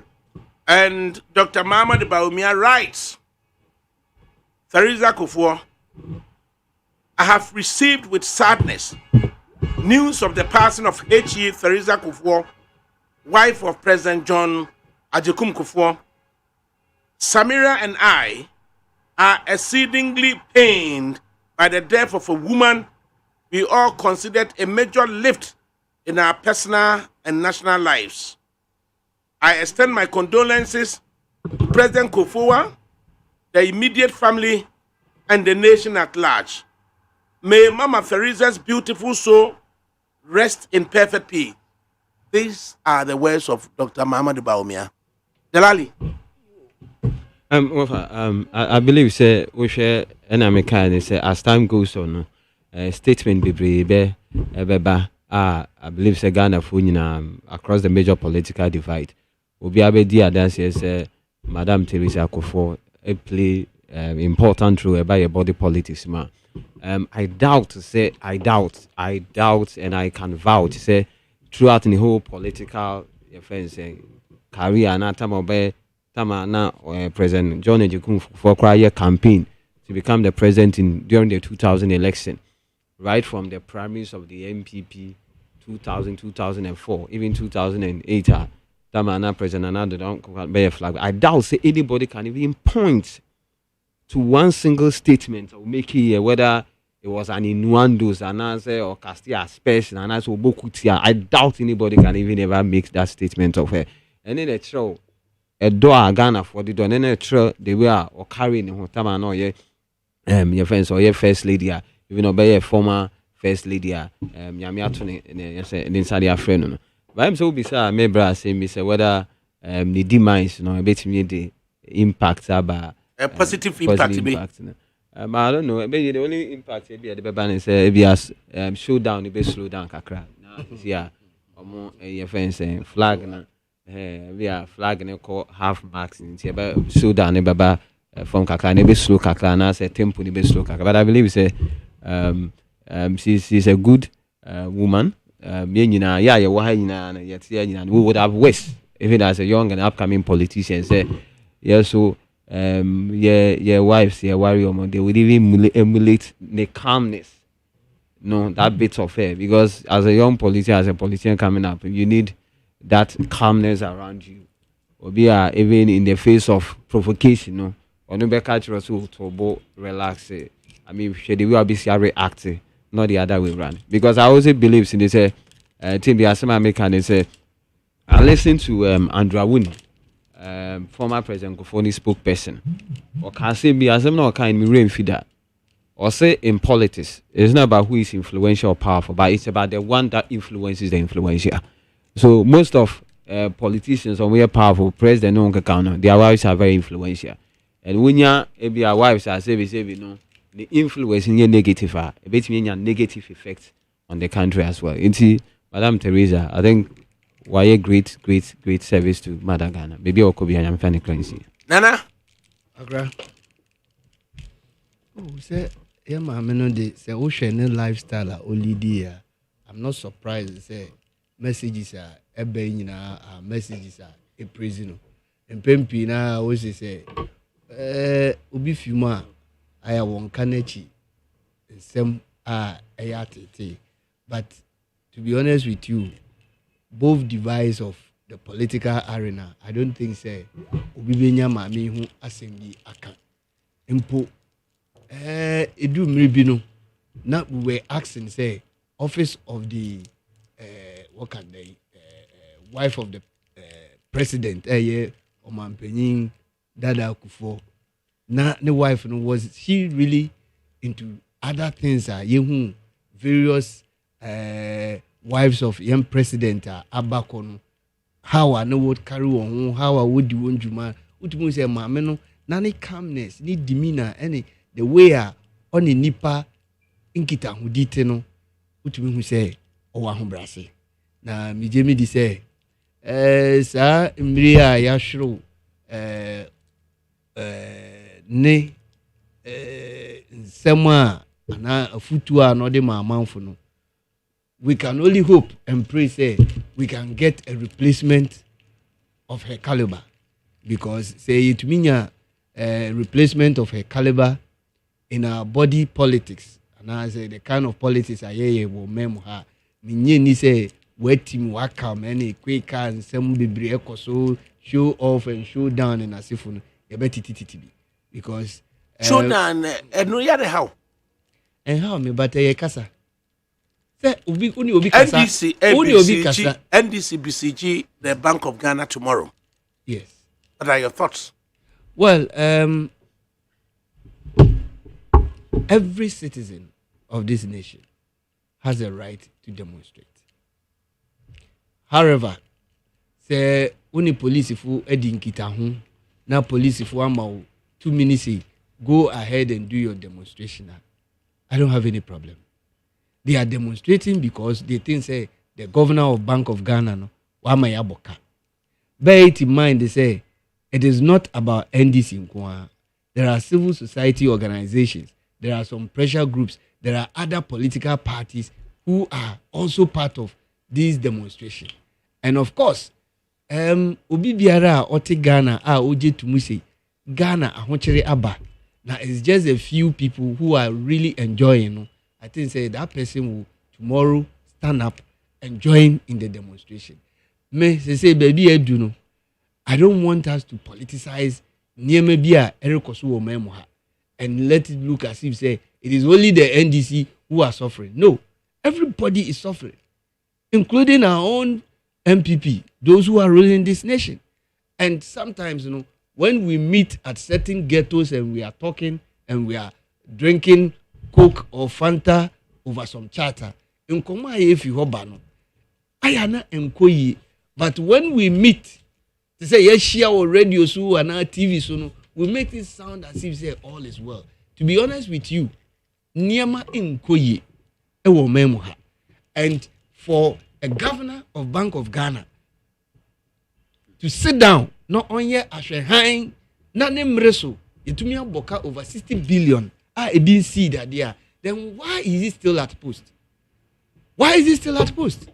For me, Oyobia, and Ofa, because you have traveled a lot. Enka Eyokrobiswa, he will not even be sitting at the office as we speak. But it is only in Ghana. And Unyobi, now, even while you basano, you still get people praising that person, and the person will still hold on to power. And for how long is he going to continue? Obeboy enka asoman. Ubia, Udeni say, the Bia one, who see to it say, the various banks are many winina. You bet me a save on Yako Bobusia or Wobedini, no, what do we say, Debida? What then say, Obegu banks, no. Now go on, we are. See, can I say, what the man, what the Juman, what's the Saudi Aku Jubilee House? I'm saying Jubilee House because Sikana, Wabokan, a year then Yabokan. In Chechemubena, or Chemuse Yaboka. And it doesn't make sense to me. Because at the end of the day, no, wona what honum. We say banks be maybe a chum, not banks no one, you won't you instead of this Kabesha banks no. Now, won't you media on a dinako anymore? Who can you see Kakasimo? And you collapse in banks. Indeed, why are you still at post? Maybe when you say Papa, what so if it is even going to be 10 days continue, and when I was occupy Bank of Ghana, and they will go ahead to do it. Some of us will support it because it doesn't make sense keeping the man there, paying him, and then still Ghana Yegusuboka. Where it is not about NDC or MPP. It is about ourselves. It is about the future of this nation. How well can we still continue to trust this man over there? Then the chair say, by the next auditor's report, out no over 200 million. Then we are still sitting down and say, the man has to resign. And if he indeed have Ghana at heart, minye say, and go back trying and do some pempens. De bia yam panyimfo a wobu oman ji se num gwase ato ansa obekwa kwhye won dem no adwene no akese ade we di minimu ya enka me mfiti ase ne ba no kamiso ano sesei nia ochina aba be koso no we see afa na nyina aba be hu. And what is going to happen if the police should go ahead and continue doing that their tactics by giving bringing hot water and tear gas in an asifuna, it will rather go against them. Because if you look at the number of engagement, one demonstrations now here now, they have agreed on the terms and conditions. It is a until one say now say hey, made the metal tear gas. The whole world is watching, and it is going to be a history because under the leadership of the current President Kufuor. That is how come niema we nyina erekokoso. Na yembi se ehun etoro bia mekokan we say hey who for waka bia kire me. We say in the history of Zacchaeus, what did we see? In the history of Zacchaeus what Bible then oye. Ojije amanfo to sududu sa ojije no dikosie. Odisie wie no enfaso benefit mu bai. Inti president otisui on Zacchaeus I what Bible difference wo. In terms of height, the difference. Hey, Wafa.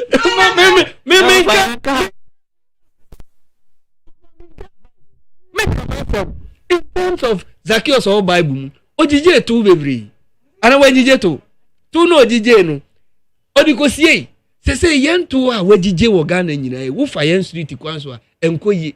Wo fa yen kanea enkoyi. Say all the sectors of the economy enkoyi. Enso revenue collectors including Ghana Revenue Authority what say they have exceeded their target into to sududu na ojije na we otwe na Yesu aba na oba be ka chense fa san koma Ghana fo ana ye ntena se ema ye ntwen ma Yesu mansa ya ko ka kire ni si hey of Zacchaeus ejije ye taxes bebre nso ye hu ne ode this is the time on kire ni ode ayi on kire ni ode ayi Mere when I walk out, we say in terms of height. Me say Zacchaeus, a ding na me boy. Delali. Moko Akobi CG, the Bank of Ghana. Impact, any benefit, anything. Ofa, me da say. The issue about Ochina demonstration and I say yeah, Ochina you never see who see abontin so your friend is say Occupy Bank of Ghana.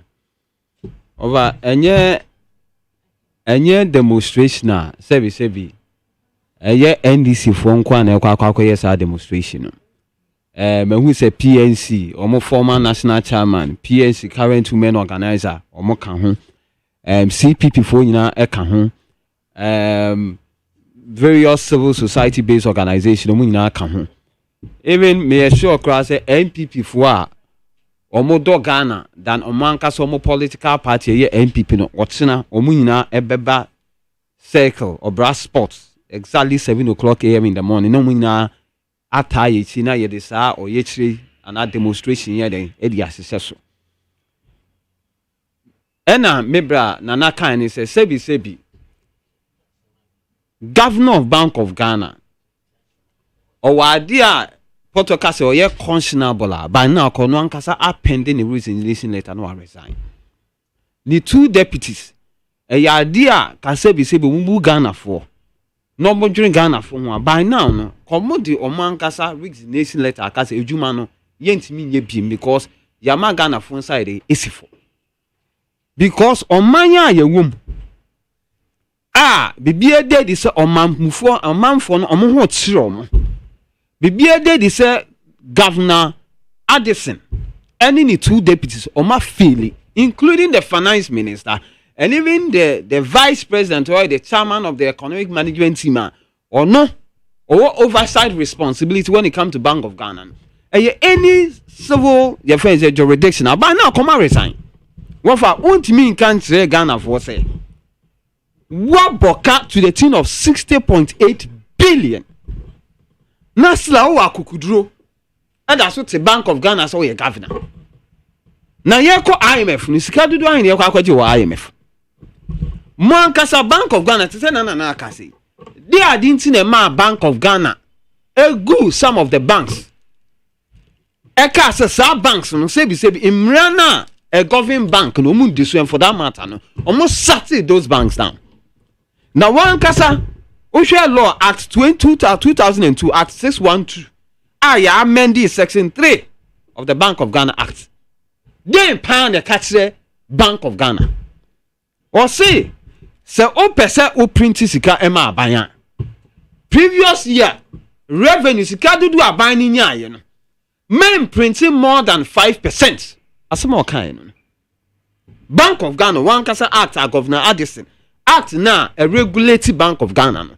Or say yemfa ne say 2022 revenue aban nya no sa aban wo kura tire no na sebi ese obo aban a na opeso print sika mana you should not exceed 5%, black and white, stated in the law say Government Bank of Ghana. 2021, o print sika to the tune of 35 billion. O striking percentage now, you are hovering around 45%. 2022, so after printing 35 billion, 2022, no, what for o printing 42 billion at the mabine. O share sika na o printing exceeding more than 20-30% of the previous revenue. We are contrary to section 67 of the Bank of Ghana, you know. The first public financial management, you know, because what's a brusa in Branaso. Offer a ban wedding cophobia court because or say or man violating or man breaching the Financial Management Act. It's the Bank of Ghana, sebi.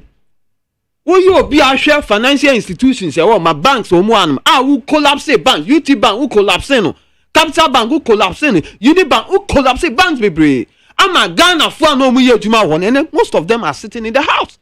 Ebienya diabetes, ebienya stroke, ebienya cancer. Some of them have developed terminal disease. As Kakwamudi to do, Omunya scanning fan to do.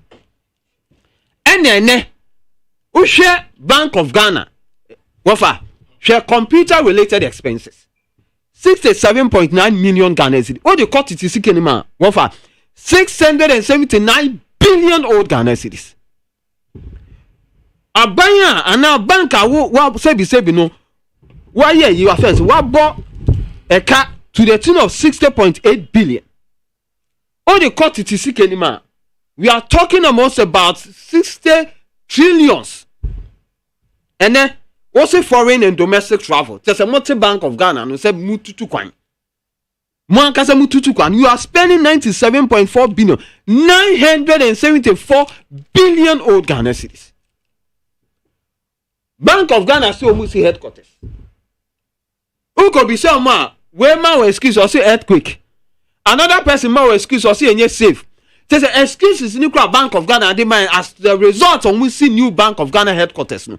Who bring one put on it's not tenable. It doesn't make sense. Who spending $250 million at the Akosi Bank of Ghana headquarters? Who converted size Ghana? We are talking about 6 point something billion Ghana cedis. Who do you see headquarters? On Maya, Sebi, you are into what we call debt restructuring. On Maya, economy ni a collapse. On Maya, minu kasa wafa he dan no TV so a wan kasa obesu. Omo mu kidney disease and also manya kidney yawe. Omo dialysis so mu tua kakra no omo ntimi ntua. Who be say the reason why omo ntimi ntua as omo say machines ni kwa dey asort. Because machines na say be say am nkofo ye dialysis man nkofo no machines ni bebe ni hodom. Na omanya mo ho tiri mu say man kasa mu human race because omo mo yali kidney enya nkofo manyin kwa. Some of them are young as 20, 18. The human resource development of your country no munya common your basic medical care kwa mutimi famom no wa kukuru sika podo 6 point something billion so kwa kwesi headquarters.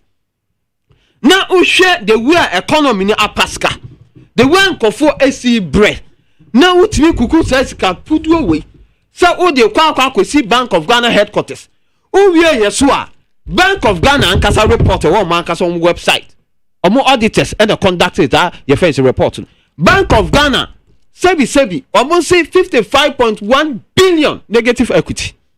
That means the Bank of Ghana, as we speak, is insolvent. But yet, no more expenses. You can't some more printed at the map by.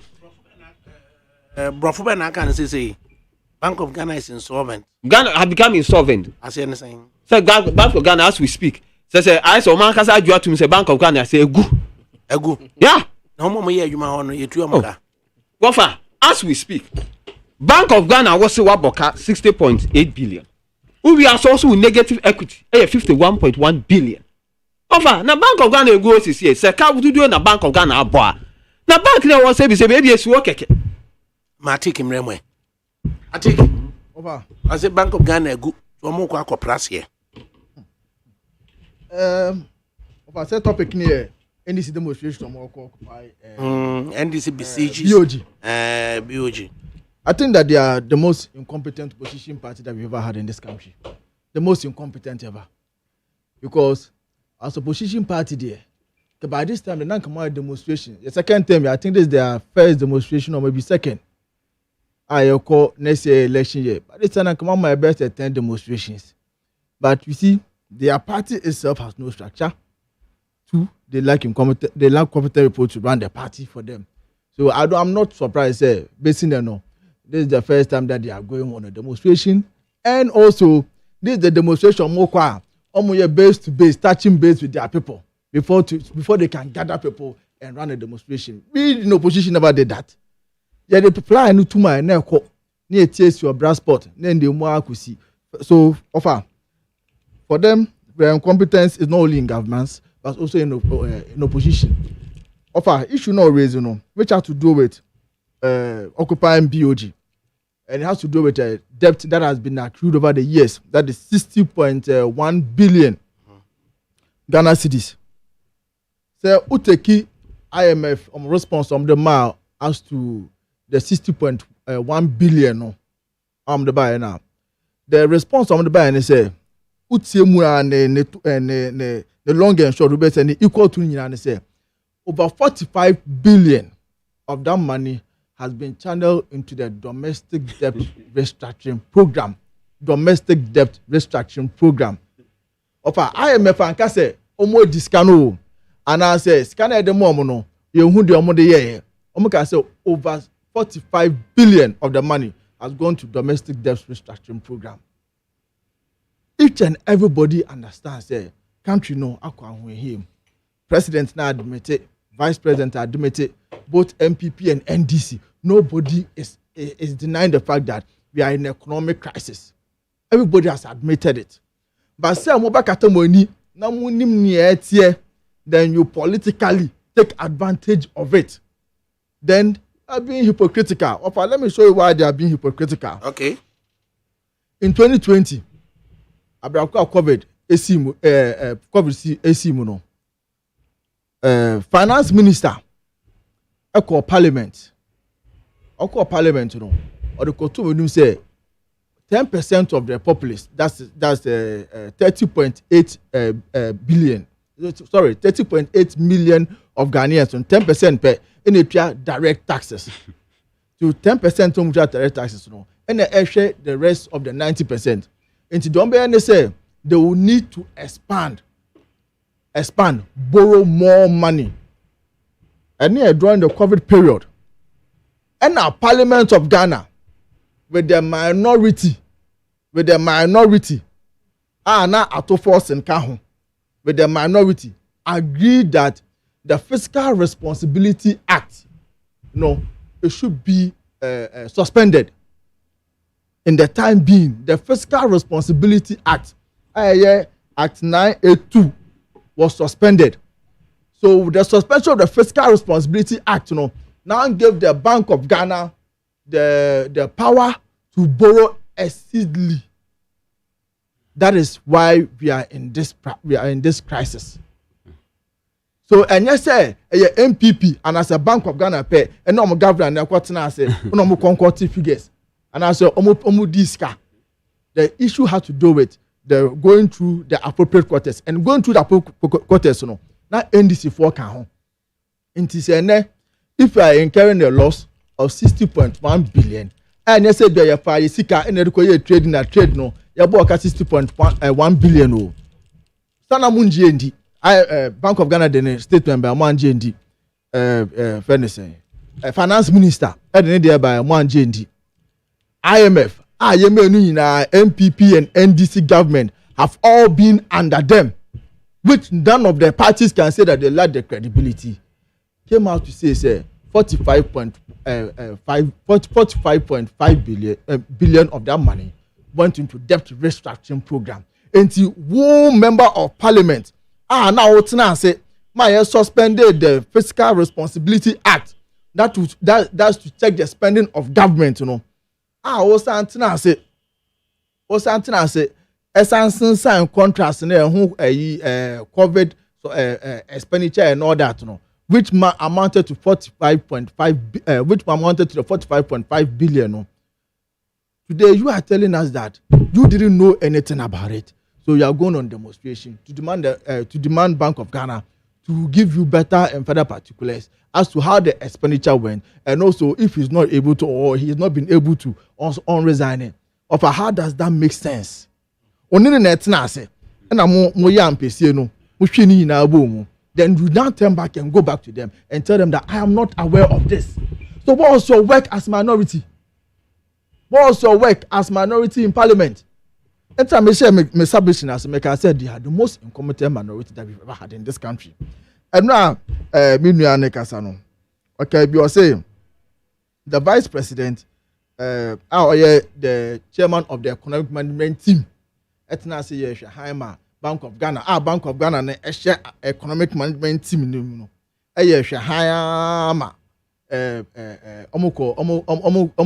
accrue all this debt. Bra, Mr. Time. Tell me where in the Constitution or the stated or stated. Tell me where in the Constitution states that the vice president has supervisory authority over the Bank of Ghana. That is one. Two. Show me where in Article 60, right? I will give you a screenshot of Article 60. Show me where in Article 60 that states that the vice president, the economic management team, runs the economy of the country. Tell me where. Article 60, no. Article 60 talks about the vice president's office. Show me where it was stated that he, the vice president, has supervisory authority over the Bank of Ghana. Just tell me.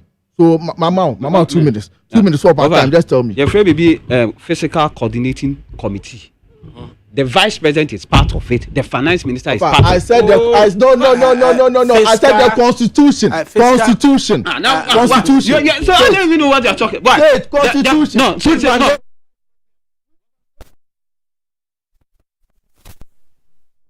Is he not the chairman of the economic management? Where in the Constitution talks about the economic management? Which part of the economic?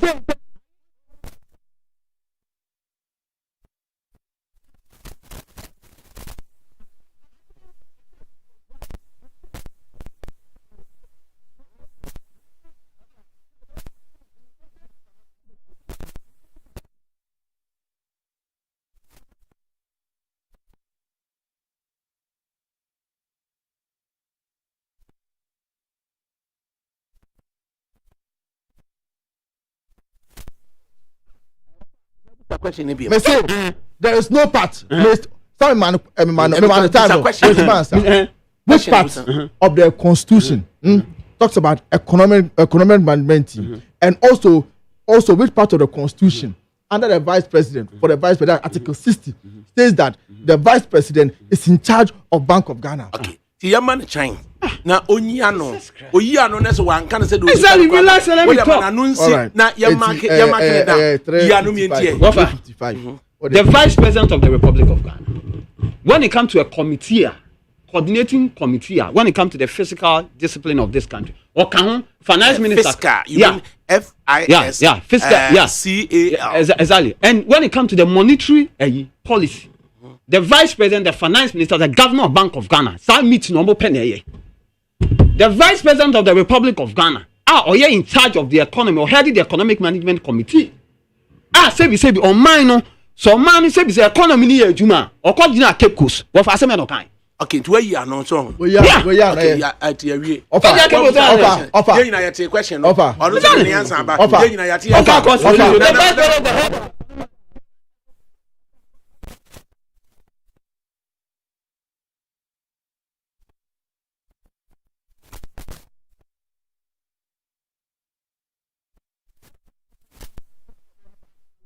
Banana.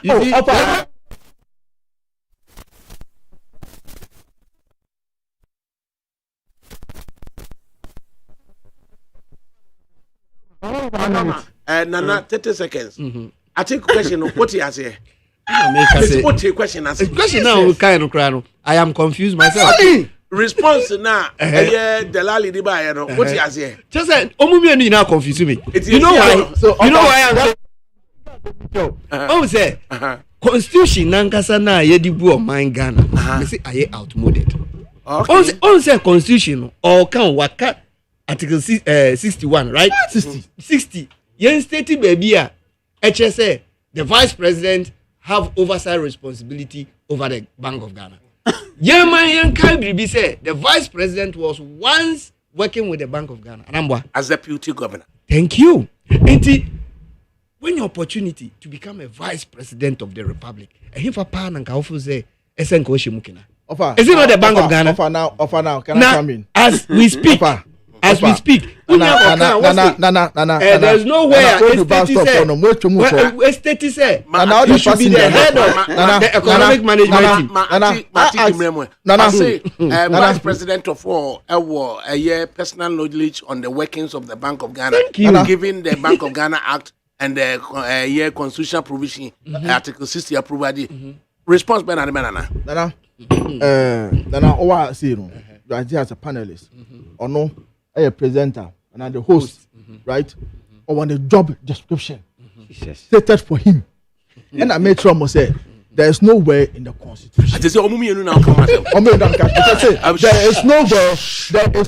in the constitution. They can open the constitution, Google anything. If you don't have the constitution, Google it. Me say there is nowhere in the constitution that says that the vice president has responsibility over the Bank of Ghana. It is the work of the finance minister.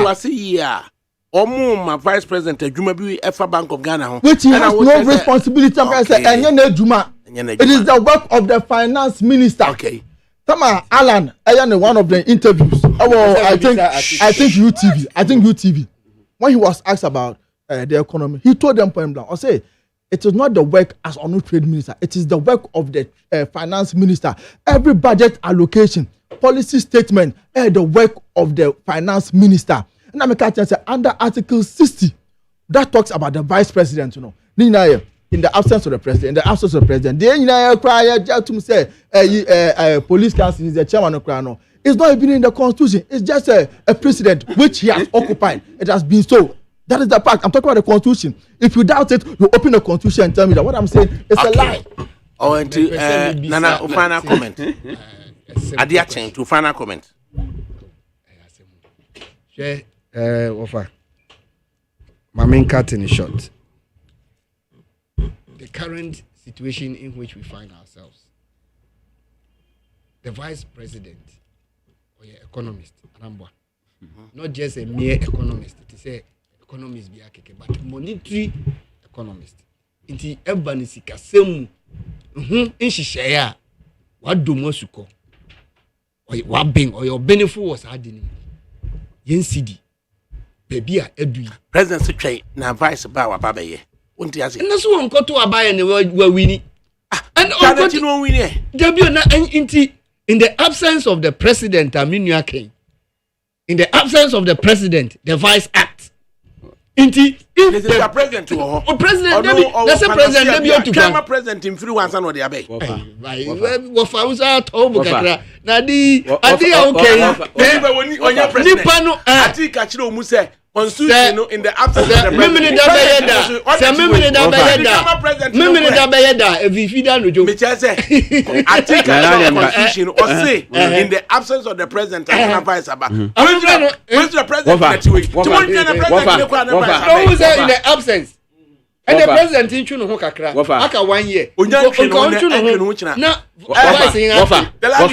Wafa video ni Dr. Alhaji Mahmoud Bawumia wafa ni what he said about Bank of Ghana tama no mo print sika this is Dr. Alhaji Mahmoud Bawumia so betimi aba mo bia etia wafa ni mamehwe na urade dalali what can I say paraphrase my this is Alhaji Mahmoud Bawumia when he was talking about it's a way to say no wafa we see that's it nothing indict a man than his own words wafa for the man we has for the man this is Alhaji Mahmoud Bawumia tell me asema me can say one of the biggest problem of the MPP is we are living in an era asema what kind we can quickly me sound bite man what Alhaji said about the Bank of Ghana you know Waka vice ana wafa isi waka vice wafa kudu abusuapanyi John Ajikum Kufuor ho wafa iti mama yenko abusuapanyi John Ajikum Kufuor ho abra vice president of the republic Dr. Muhammad Bawumia waba biduru honom na yenhwe baba ne papa anim na yazo yekuchia emfa fita we nko David me say me ku frantuma ube frantuma pa etuma so be fata be fata na it but yentie reporter Jackson Deba on the vice president okudi kumase enti waba no yentie Jackson na yenhwe ye senior reporter na ewo honom odinhunfo Jackson na wamaye lead ni say vice president of the republic akodu John Ajikum Kufuor abusuya panyini honom abra ninua Dr. Kwame Kufuor honom na PCA chief Kufuor so honom right Jackson ya sama wa habiem free adontene nsase so a abusua panyini John Ajikum Kufuor owo na dia na ekoso sesei Obasena yedi kan kasa ne kasa yanya ntie se omampanya begichi the vice president His Excellency Dr. Mahmoud Bawumia Ebabedu Alofa be sima endo mutemuni eno ra Bawumia ababedu omampanya Dada Kufuor the residents ewo agree opposite pediatric lodge na ababedu nti wababedu na wachia edi amane ne mpanyfo a wodi kan ho bae no ebi yeni anga fe ya sabe eku a ono ye campaign manager edimu no bae ora Fred Oware eka ho Ghana sana hina na se finance minister ora Kenforiata enso ka ho na mo bae afi mi hu Dr. Mahmoud Bawumia na yure Samuel Bawumia enso eka ho na afi Dr. Mahmoud Bawumia na kasa so ma kwa sabe o ma chebe na o ma tnase na enkomodidi ekoso na omo eba ye no na fie what saying ofa mo turu ye die say enti o hwe se ne amanfo and message a edu be ye na enkomodidi me ni nchiemu na amampanyin Dada Kufuor desio kakrakra atina gesare ho adia aba na ahwe nipa ni na mood a omode tia ne ofa ayare ho mood desem ayare ho sema obi otie bi oka no ho a oba bia no nipa ni ayabasa nipa ni mayaboko I think na nipa say basic sabri duhe nipa ni mo omode abana ni na ayaboko na omode na atitio ala se be kan te busa na Dr. Muhammad Bawumia Kenneth nana ya kuntunkrunkun ofuriata wo mo ahofa so no tesan ofa o hebe bi o mo tisisi ya Dr. Mahmoud Bawumia den sabonkum so ora kan ofuriata ansa na Fred Oware aba ansa na kan Samuel Okwaba na vice president Batakari a tuntum eno nensa ewa kakra na ora kan ofuriata so Batakari Batakari yi wo betini eno so tuntum le so tuntum fentum ora Mr. Fred Oware so tuntum afri so femga Samuel Okwaba so suit tuntum but ni inano pen color ewo inside na abusuafo no so no earlier say na papa Kufuor to na ye ni nua Dr. Kwame Kufuor so tene nchen na PCA chief Kufuor so to one no abusuafo ni bi so aba be flanky omo wo fa o hia nipa bi aba be kan ho mampanyi Dada line so Angel FM kwakuten so etiho na painful kakra bi so aba be kan ho a wonina tisa silent na je nipa wo papa nchen nyene sa say ye ka say de nipa aba omo ba betina se to so chen na wo ha na omo ba no mo ko ba say omo maka no eto so yo waye enti na despite abusua no so no free managing director so free director eba MD so BBC from ha nyina so no na wama na so ate yen so yeta akire yedi ho dwuma that's over the man am catch him right enti odinufo Jackson ena owo Ghana mampanyini dada John Ajekum Kufuor busua panyini Kofi de ewu owo ni fie na Ghana mampanyina bi deche Mahmudu Bawumia ono so one no na pamfo finance minister Ken Oforiata and then Samuel Kwabena Wuku Ura Fred Owari almost so akwa womu the breach na abo na omoko onom akwa kotie mu ansa na ehunu na wotwe de ye it is abre we say there final commenter e dey sorry so an say Dela in 30 seconds 32 seconds we then can I say ochina demonstration a ye no injira so e wo so ene wo abuso kan na sebi tama NDC was no na o $10,000 a wofa sata mu here 37,700 Ghana cedis na dey akakoto $10,000 wo kai say Alhaji Mahmood Bawumia be ka say president mama ye incompetent and for that matter mu tuni free abenwa ne so ene ameno ka say so wo abuso kan akoto the same $10,000 a wofa wo here 110,000 plus asa no ato $10,000 so you be a fan say sebi na wo diabetes of 2017 wo koto do be FN Fox ga 5mg that time na 72 Ghana cedis wo family no kasa say the same doing is almost about 1,500 inti otina the extent say wo yes nipa na wo business gu wo hu say wo business gu no Bank of Ghana yesika no mo de twa mo nim spede dia otina boss 7 o'clock ye nyina ye bra cycle ni nye demonstration ni nye right enti family video no so asay no yenti article so answer article be ba na yenti video no kakra. Currencies depreciate when the fundamentals are wrong. Right. And the mismanagement of this economy in terms of the fundamentals is what was driving the depreciation of the currency. You can't be running double-digit deficits, double-digit current account and fiscal deficits, borrowing to this extent, financing your deficit with huge printing of money from the central bank, and expect your currency to be stable. The fundamentals will not support it. I think in a way, what you say? The Bawumia kind, Vice President Bawumia kind, is the same point that he still holds up to date. Okay. The only difference between Yang and Ramon say we have two external factors. Which one? Okay. COVID-19 stated by the IMF report here. Okay. And the Russian-Ukraine war also stated by the IMF, which I have the document here, which I can forward to you. All right. And to offer under them, they didn't have any external factors affecting them, but they still run the economy down. They still run the economy down. Offer till 2020. Just keep out 2017 to 2020. The fundamentals of the economy started coming down. You were able to manage it, so you can't convince me that until these two external factors came, you were not doing good. You were doing good. That's not really true. Right. I think Yakubu of the MPP, Asidakoma Delali Sewokbo of the NDC, Asidakoma Nananto Amirichi. He's a political analyst. Sabre will say no. Papa John Kufuor and Jesus was a bibia. Kama. Ola kokuma kinadi be kufi.